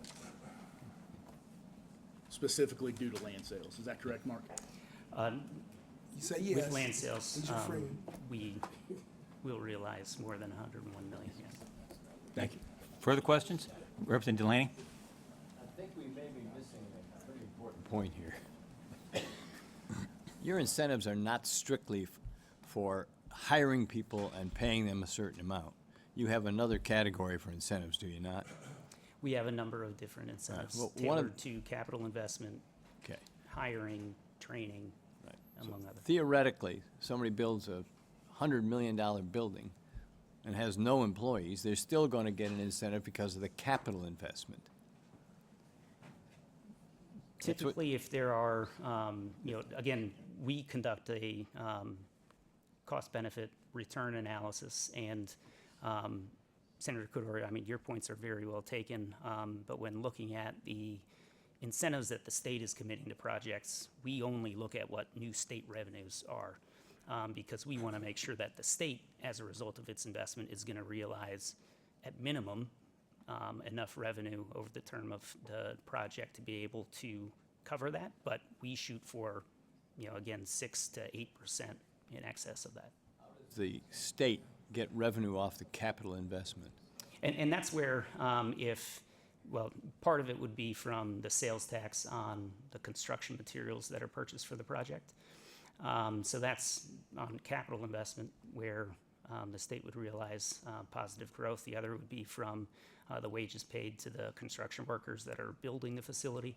But typically, if there are no new jobs, absent important and exigent circumstances, the state typically wouldn't involve ourselves in those projects.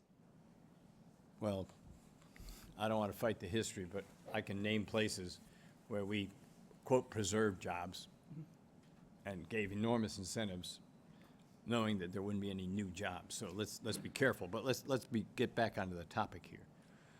So the state gives incentives for the capital investment, so the materials that went into the building. It gives an incentive for what amounts to the construction labor putting in the building and so forth. But once the building is up, the revenue from property tax does not go to the state. Is that right? Now, when you talk about guaranteeing 12% of property taxes that you're talking about goes back to Lebanon and the county? That's just a product of the Innovation Development District tool. So while TIF, the way it operates, it would be captured by the local redevelopment commission, and then they would then either provide an incentive or invest those dollars in infrastructure.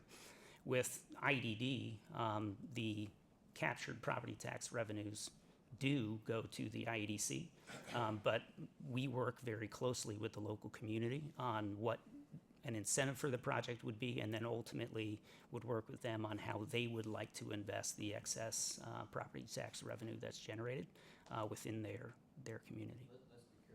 Where does the 88% of the property tax revenue go to?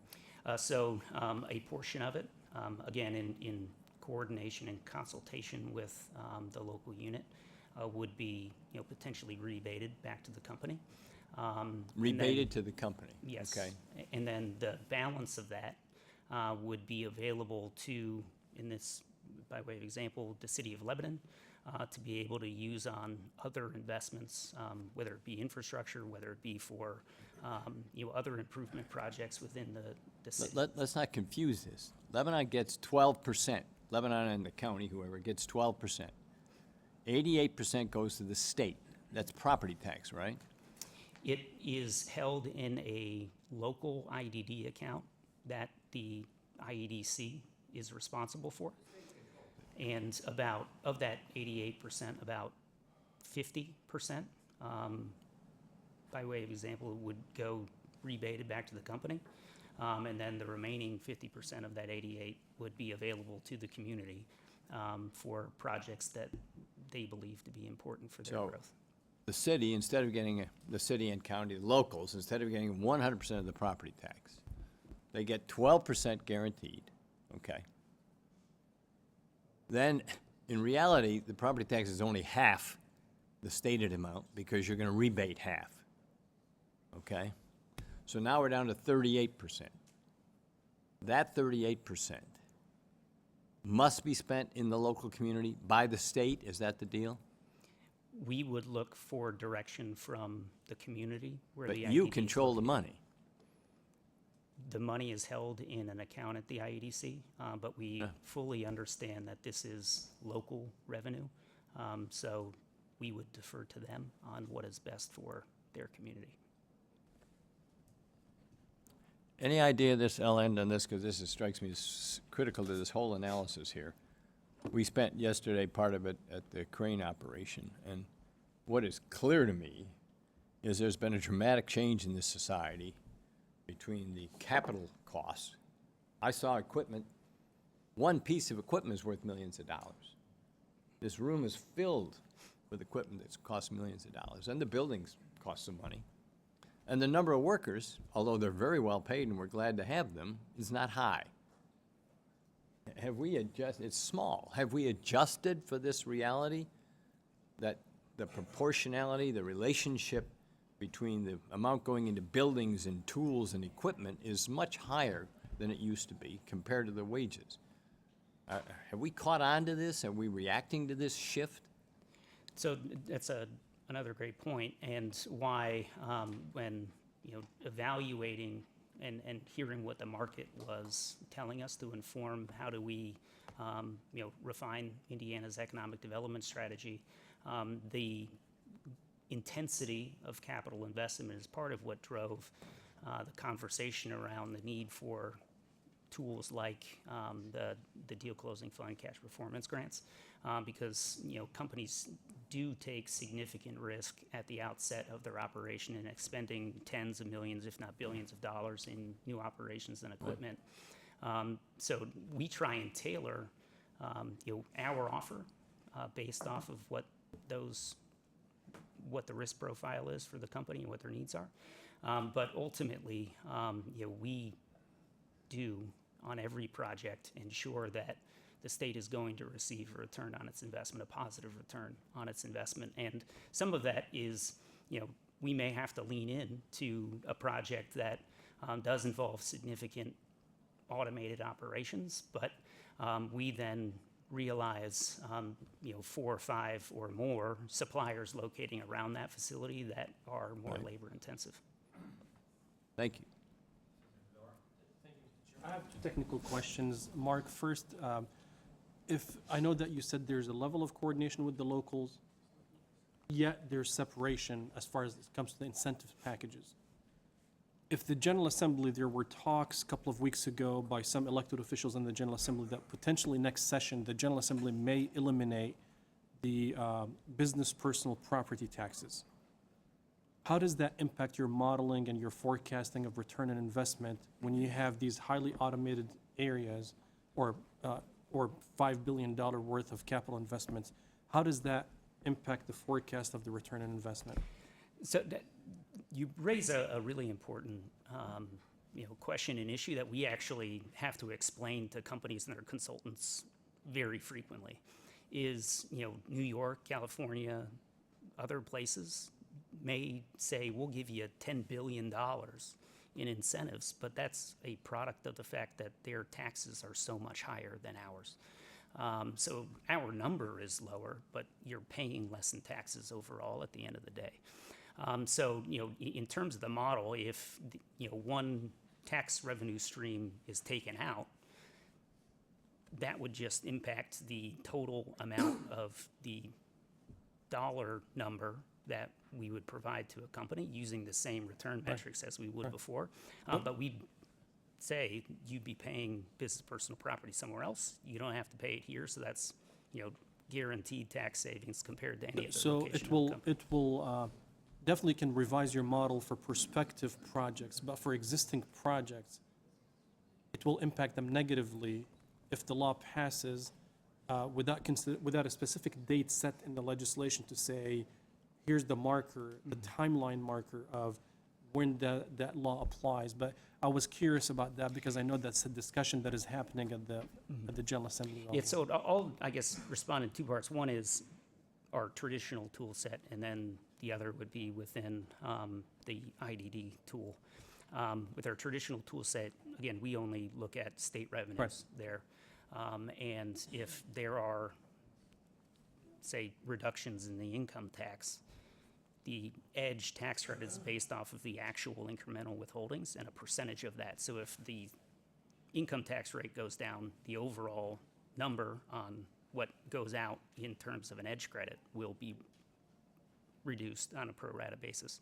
On IDD, similarly, we commit a percentage of incremental tax revenues generated and captured by the IDD at a percentage of that, capped at a maximum amount. So if, again, reduction in income tax or reduction or elimination of the business personal property tax, it's still tied to that percentage of what is actually generated and captured, so the number will go down as So well. you have to be flexible with your model to be able to adjust based on the That's right. projected revenues. My final question, since you collect payroll data from these companies so that you can match the performance grants to the number of jobs, I assume that you have access to that data because that's the only way that you can confirm the number of jobs and payroll wages.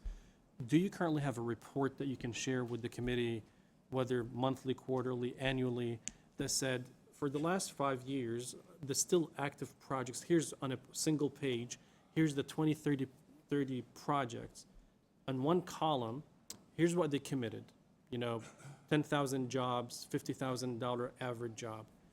Year one, we collected, X dollars of state income tax. Year two, year three, year four, and the last column shows the total collected so far. So visually, you'll be able to look at X company and say, they committed for 4,000 jobs. Year one, after the construction, all of that. Year one, they were still hiring, ramping up. Year two, year three, year five. But so far after 5 years, we collected, $1 million, and we are still on track to get there. So I assume because you have the payroll data, you should be able to is there a structured report that you currently publish to track that and share with the General Assembly? So I guess to the first part of the question, Senator, on an individualized basis, that is confidential company financial information. So we likely wouldn't be able to share that with the committee.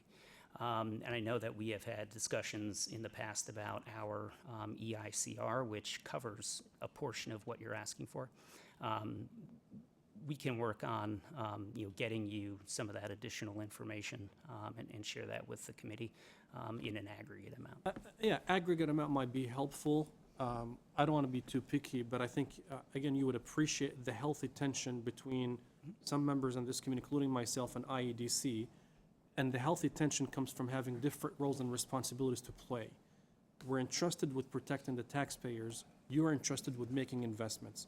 So there's a healthy tension. It's not, it is part of our dynamics of how we work with one another. And part of that tension is that these types of requests, for example, I'm a data-driven guy. I like to look at the report to say, X company, we came to the budget committee, we asked for 100 million. There was a promise of $5 billion of capital and 10,000 jobs. Here's a report that can show you year by year, how much they paid so far and that we are on track to. So this way, I can actually defend IEDC in my district. I can go and share with them a report and say, you know what? They are truthful, they are trustworthy, and they fulfilled everything they have said. But I hope that you would appreciate the healthy tension that we have, because you have to work in a semi-confidential, secretive mode because of the way that contracts are being negotiated. And then we have to go to our constituents and they say, how come I wasn't able to get approved again on a Medicaid waiver, but the state found $101 million to spend all of a sudden from the budget? You see how difficult it is for us? So I understand and I appreciate what you do, but it makes our lives really complicated with our constituents. So that, I hope, Mr. Chair, and if this doesn't get resolved between us administratively, I intend probably to work with my colleagues to introduce legislation next session. I would love to work with IEDC to be collaborative, to say, we need a report that protects the confidentiality info that you need to protect, but at the same time can clearly and transparently, I'm asking only for a report that shows, whether on an aggregate level or by company, here's what the investment, here's what they committed, here's how much year to date, and then if they existed for 5, 10, 15 years, here's how much we collected. And I don't imagine that such a report is too complicated to produce or is going to be too lengthy, but it truly will strengthen the trust between us and the agency. It's not changing policy, it's not asking for more money, it's just asking for a report that truly can show us and show the public, here's how the money was spent. Thank you, Mark. Mr. Porter? Thank you, Mr. Chairman. Just a point of clarification.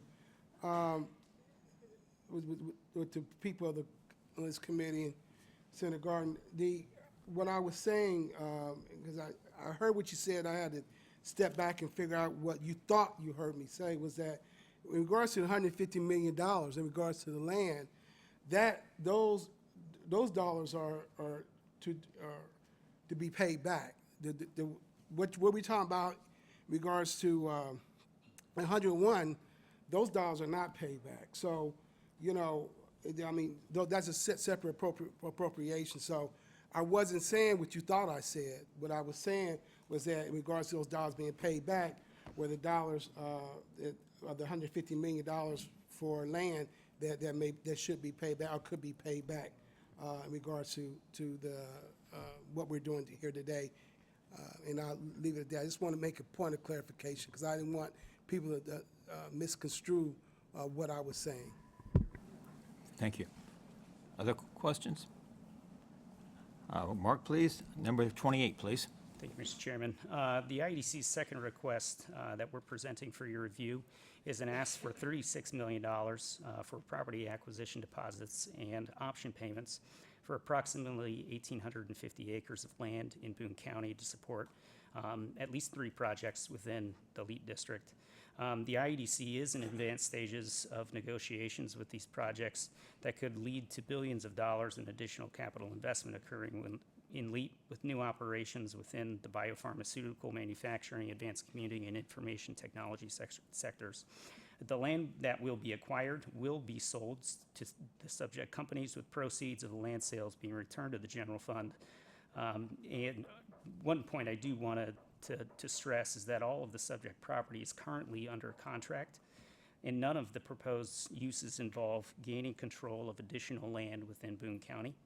And the majority of the funding will be used to purchase around 500 acres of land, with the balance being used for those deposit and option payments. So with that, Mr. Chairman, happy to answer any questions. Thank you. Any questions? Representative Porter? Thank you, Mr. Chairman. So the $150 million that was in 1001, is that money is gone now? Is this additional dollars you're asking for in regards to the $36 million? So Yes. the $150 million is spent. Yes. So now you come back and ask for $36 million. Correct. Okay. Yeah, I want to understand this particular transaction. We had a conversation about it yesterday. As I understand it, we have options with people. We paid them, let's call it a modest amount of money to agree that they would sell their land to us for a certain price.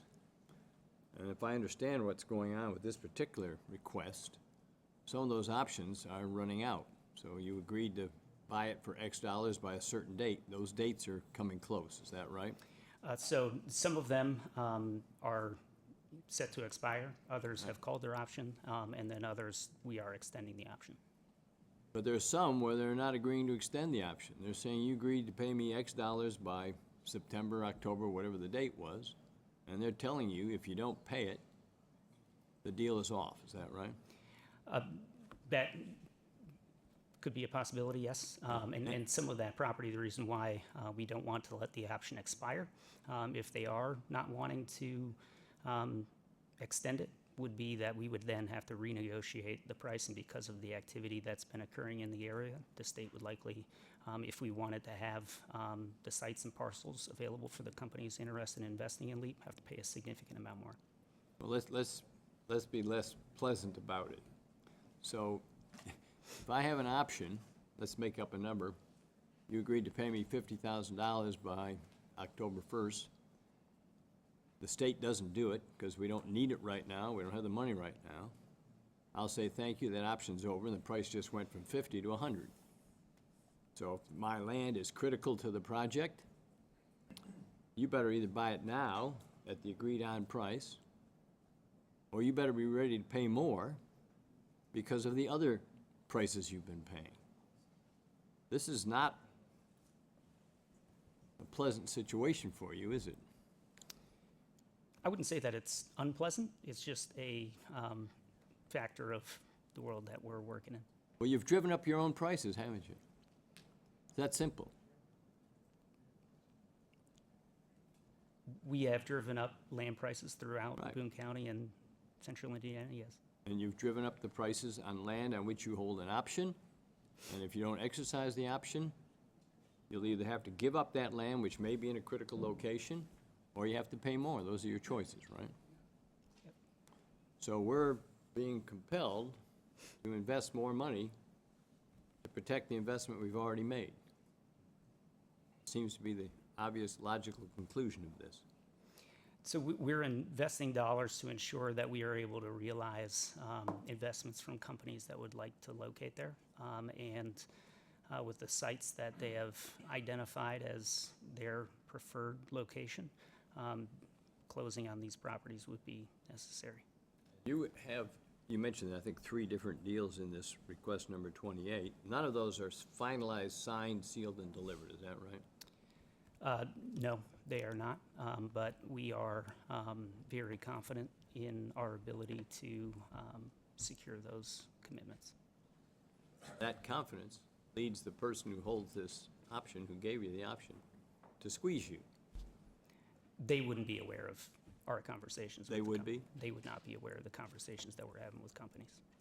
Well, you wouldn't be willing to pay more if you didn't think you were getting something. So I think they're aware enough. So this is a very unusual structure for the state of Indiana. I think I'm about right. We've never done this before at this level by the state. Is that right? It is a relatively new approach for the IEDC, but one that is proving to be very successful. We hope it's successful. Thank you. 29, please.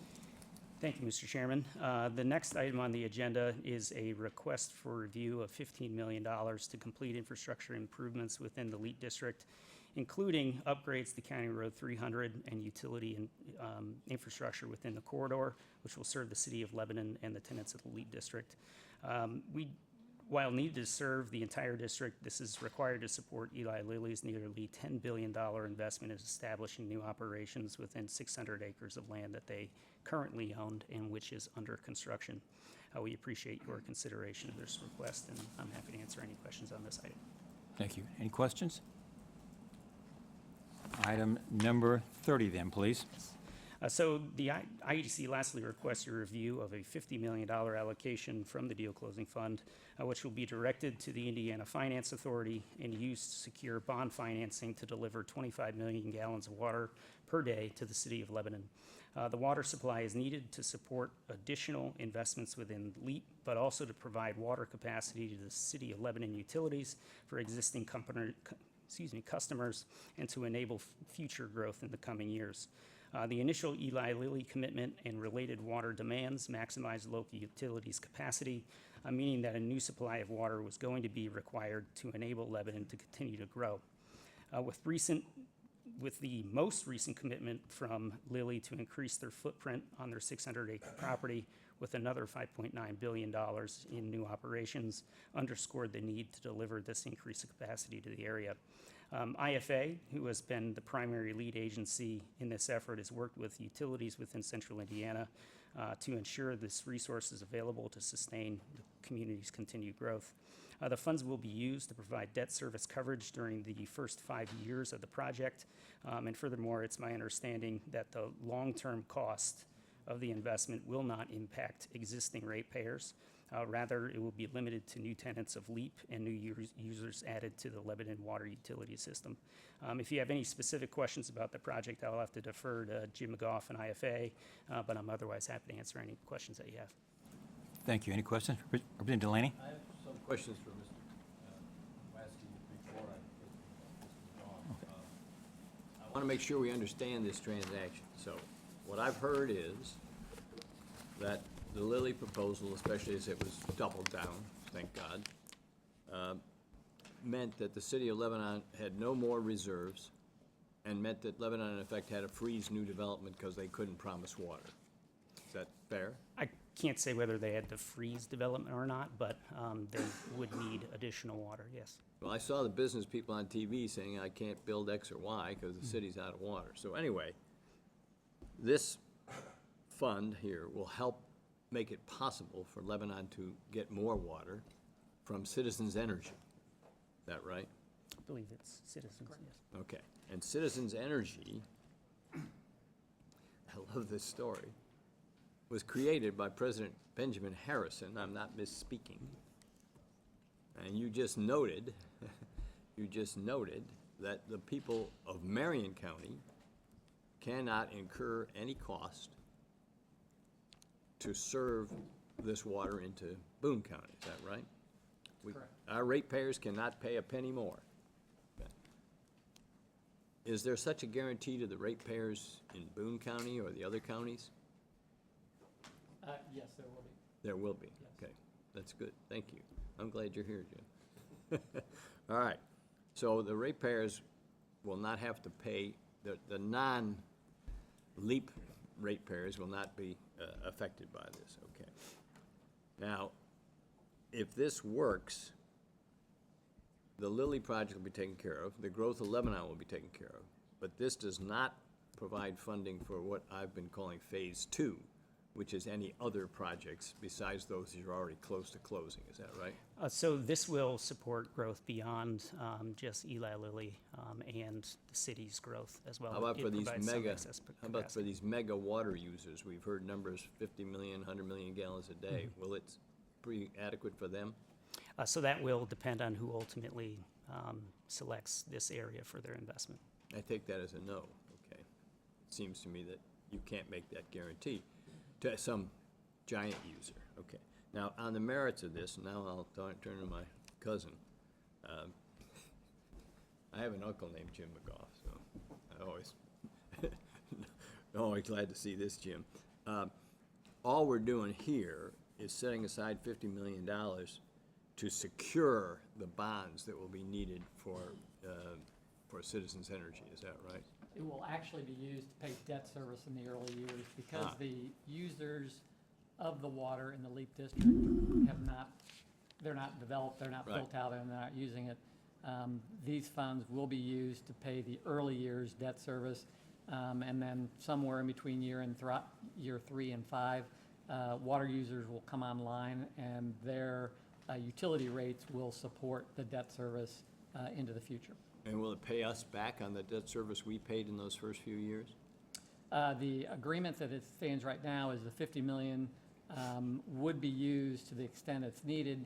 Any funds that remain unused would be returned. But those that were used are our Correct. contribution from the state through IFA to the project.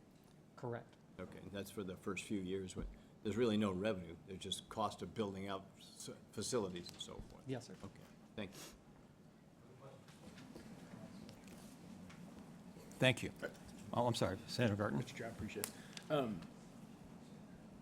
Where's this particular water coming from for the phase one? Phase one will be coming from Citizens Energy System. But physically, do we know where we're pulling it from?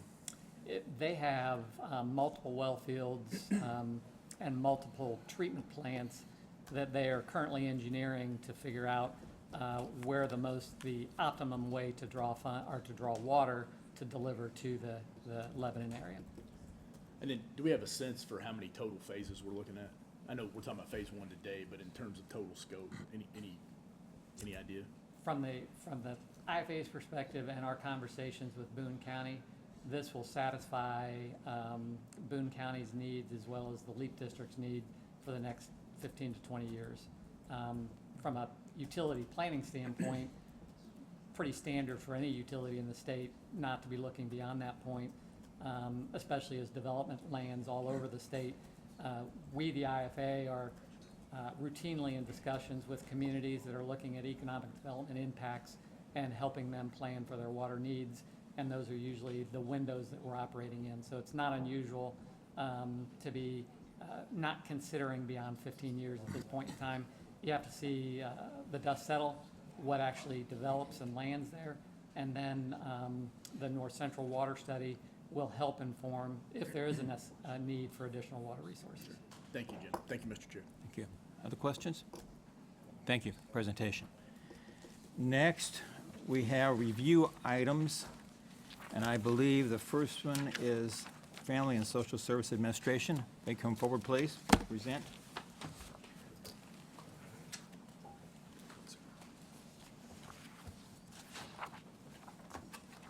Go ahead. Yeah, I'm sorry, the floor is yours, sir.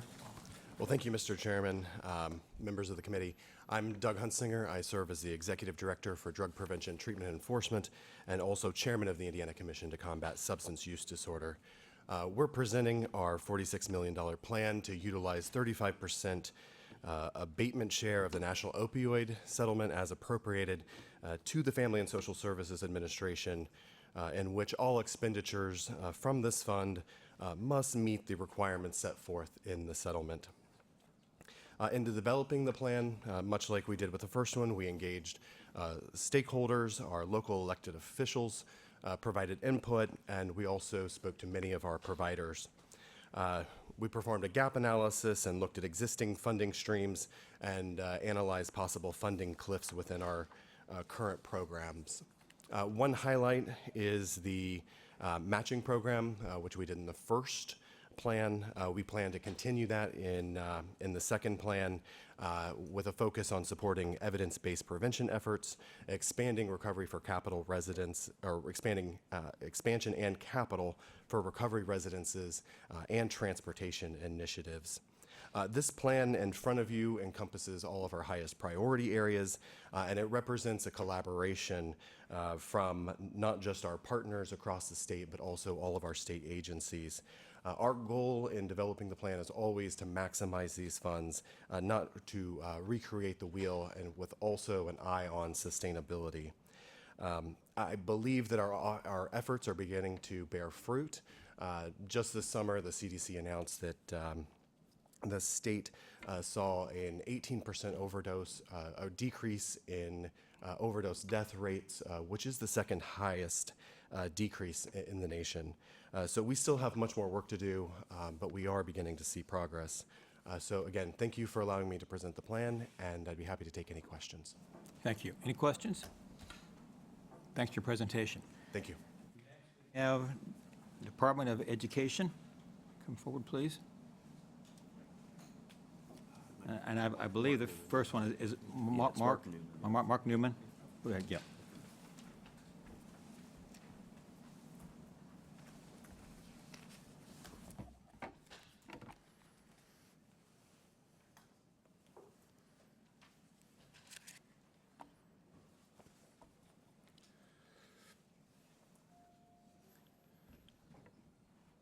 Mr. Chairman, members of the committee, Mark Newman from Indiana Public Broadcasting Stations. Thank you for this opportunity to be here today and for your continued support of the services that our stations provide to Hoosiers. Our relationship with the state represents a public-private partnership that thrives. Your investment in us is essential seed funding that enables our stations to secure corporate sponsorship, individual donations, and foundation grants. I'd also like to acknowledge the Department of Education. Public Broadcasting has enjoyed a strong working relationship over the years with DOE, built on trust and cooperation. We take immense pride in our role as the state's largest pre-K classroom and the way teachers, parents, caregivers, and kids are using PBS learning media tools to improve reading skills. We know our apparatus is working because evidence-based, peer-reviewed research studies have shown year over year that it is. IPBS member stations continue to provide pre-K education for more than half of Indiana's children and enhance the education of tens of thousands of K through 12 students in new ways with curriculum-aligned, teacher-ready digital learning tools.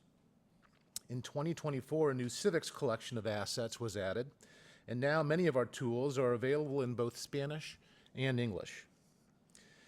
Education is our chief mandate, whether it's in person, over the air, or online. It has always been that way and will continue to be so. In addition to education, we're dedicated to telling local stories through programming and special documentaries that reflect the richness of our Indiana way of life. IPBS member stations are master storytellers and conveners devoted to preserving our state's heritage, educating future generations, and inspiring change.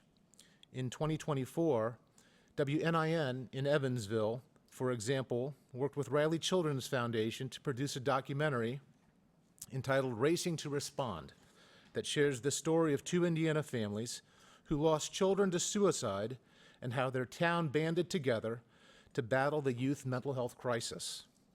After the premiere, a series of screenings and community conversations were held across the state that brought together mental health providers, business and community leaders, school administrators, families, and others, just to talk about the challenges and the solutions to this epidemic. Recently, WTIU in Bloomington premiered a documentary entitled Major Taylor, Champion of the Race, that chronicles the life and legacy of Taylor, the Indiana-born and raised Hoosier icon and athlete and American civil rights pioneer. Major Taylor set more than 20 world records in speed cycling and was a bona fide international superstar during the heart of the Jim Crow era. I share these examples with you because they importantly reflect our station's collective connection and commitment to Indiana stories. As an aside, there's currently a bill in Congress co-authored by Representative Jim Baird to posthumously award Major Taylor the Congressional Gold Medal. Finally, a few words about public safety. In 2024, our stations rededicated themselves to providing emergency alerting and early warning services to the state. Public broadcasting has long played a vital role in public safety communications, ranging from alerting and severe weather warnings to large-scale event surveillance, and school security. Now, several of our stations have incorporated weather radar into their subchannels, and some are in the process of upgrading to next-generation warning systems. NextGen will improve the resiliency and reliability of their signals so they may reach even the most rural parts of Indiana and keeping our communities safe. With our education mandate, public safety commitment, and local focus as the backdrop, the current budget bill calls for $3.675 million to be redistributed through the Department of Education in fiscal year 2025 to our 9 public radio and 8 public television stations.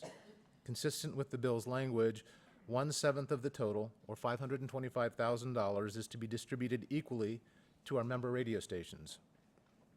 $3.15 million is designated for our TV stations. Finally, consistent with historical practices, we ask that the distribution be made in 2 payments, 75% of the total coming in August of 2024 and the remaining 25% in January 2025.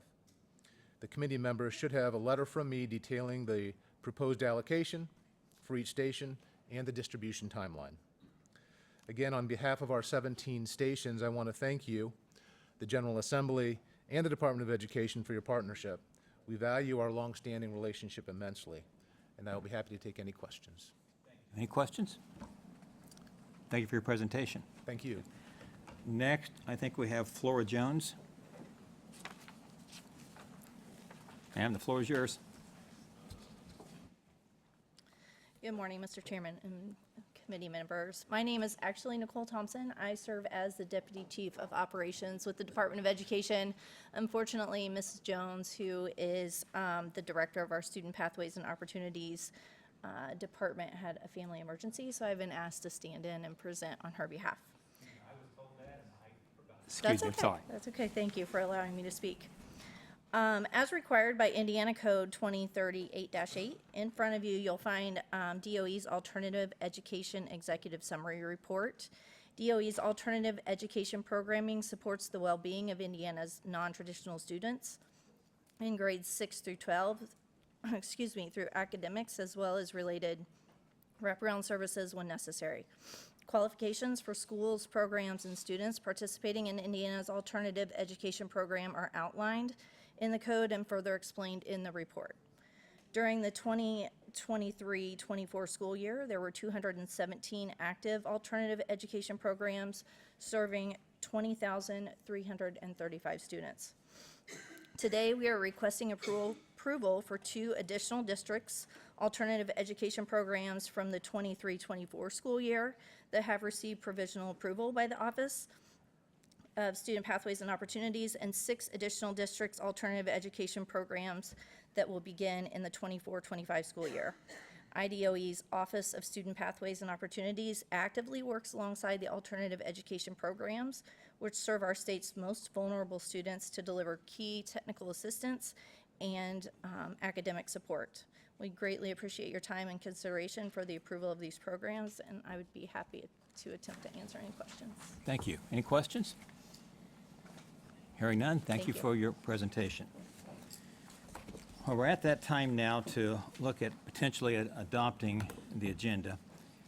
And I think it's only fair, Representative Porter, you asked me a question, that I respond to that first, because that may affect what you want to do. As we all know, we are not actually adopting and approving projects. We're adopting an agenda by the review process, what we do here. We don't actually do the projects. And it's always been the custom, and I think a good practice, that it's adopted as an agenda in whole. But we do have a process and a procedure that you may, if you want to remove something, and I would, of course, welcome that. And as I hope is my practice, you have comments at any point you want to make, I'm going to, of course, honor that. And so I will not accept, any idea to divide it, the question, but I will accept at this point, are there any motions to remove any items from the agenda? Representative Porter? Thank you, Mr. Chairman. Thank you very much for explaining our point. I would like to remove items number 27 through 29 off the agenda for today, Mr. Chairman. There's a motion. There's a motion. Is there a second to remove 27 to 29 from the agenda? Hearing none, the motion dies for lack of a second. Okay. Any other motions to remove items from the agenda? Hearing none, is there a motion to adopt the agenda as presented? I'll make a motion, Mr. Chair. Motion? I'll second that Is it motion. motion and a second? Is there any discussion on the motion? Mr. Chairman. Yes, Representative Porter? Thank you, Mr. Chairman. I know we've had extended a conversation in regards to the Indiana Economic Development Council and the workings of that said quasi-governmental agency, which from my perspective has very little transparency with taxpayer dollars. I'm very concerned, as a lot of us are in here, even those who may vote for this agenda, about where we are in regards to IADC and what is transpiring with taxpayer dollars. It seems that they have a card to come back and utilize the new terminology that started about 18 months ago, augmentation. I'm concerned about that. I know there are a lot of individuals in our community that don't understand it, nor do they believe that things are being transparent. And they say we will be transparent. And I just feel when they do meet with those individuals on this committee, me excluded on purpose, that it's just checking the box. So I'm very concerned about that. So I just wanted to put that out there again, because I'm not the only one on this committee that feels that way. I'm probably the only voting member that would publicly say that. Thank you. Any other comments, members of committee? Representative Niskoski? Or Senator? I apologize. No, that's okay. Thanks, Mr. Chairman. So I've been on the committee here now. My first meeting took place in December. And what I do my very best is to try to separate the pertinent matters that are directly before us, always with the knowledge that we do have to answer to the taxpayers on the bulk of everything we do. But I try to focus on what is in front of us together, on one subject matter at a time, and vote on it in relevance to its pertinence on the matter today. Since I've been on this committee, the one thing that I do find very, I'm very happy to see when we are asking for certain departments, or if I'm asking to meet with certain departments. Thus far, I have had that opportunity, but there are some things I would like to see with more clarity, and that is what I am going to be working further as a committee member. But I want to keep my focus on what is pertinent, and then how we resolve that matter at hand without trying to be, we need to be careful with not convoluting those matters into other means. That way, I think I'm going to be most responsible to the taxpayer, and so that's how I try to work from this committee. Thank you. Any other comments from members of committee? Hearing none, there's a motion on the floor. All those in favor signify by saying aye. Aye. Are there any opposed or abstain? Abstain. Okay, and Representative Porter abstains. The motion does carry 4-0. Thank you. And thanks to members of the committee for some great discussion today, great questions. I definitely appreciate that. Anything else that at this point needs to come before the committee? I do want to acknowledge, of course, the number of reports that have been received. Want to repeat again to Indiana University, thank you for your great hospitality, greatly appreciated. Thank you for all you've done and making us feel welcome. And with that, we'll stand adjourned. Thank you.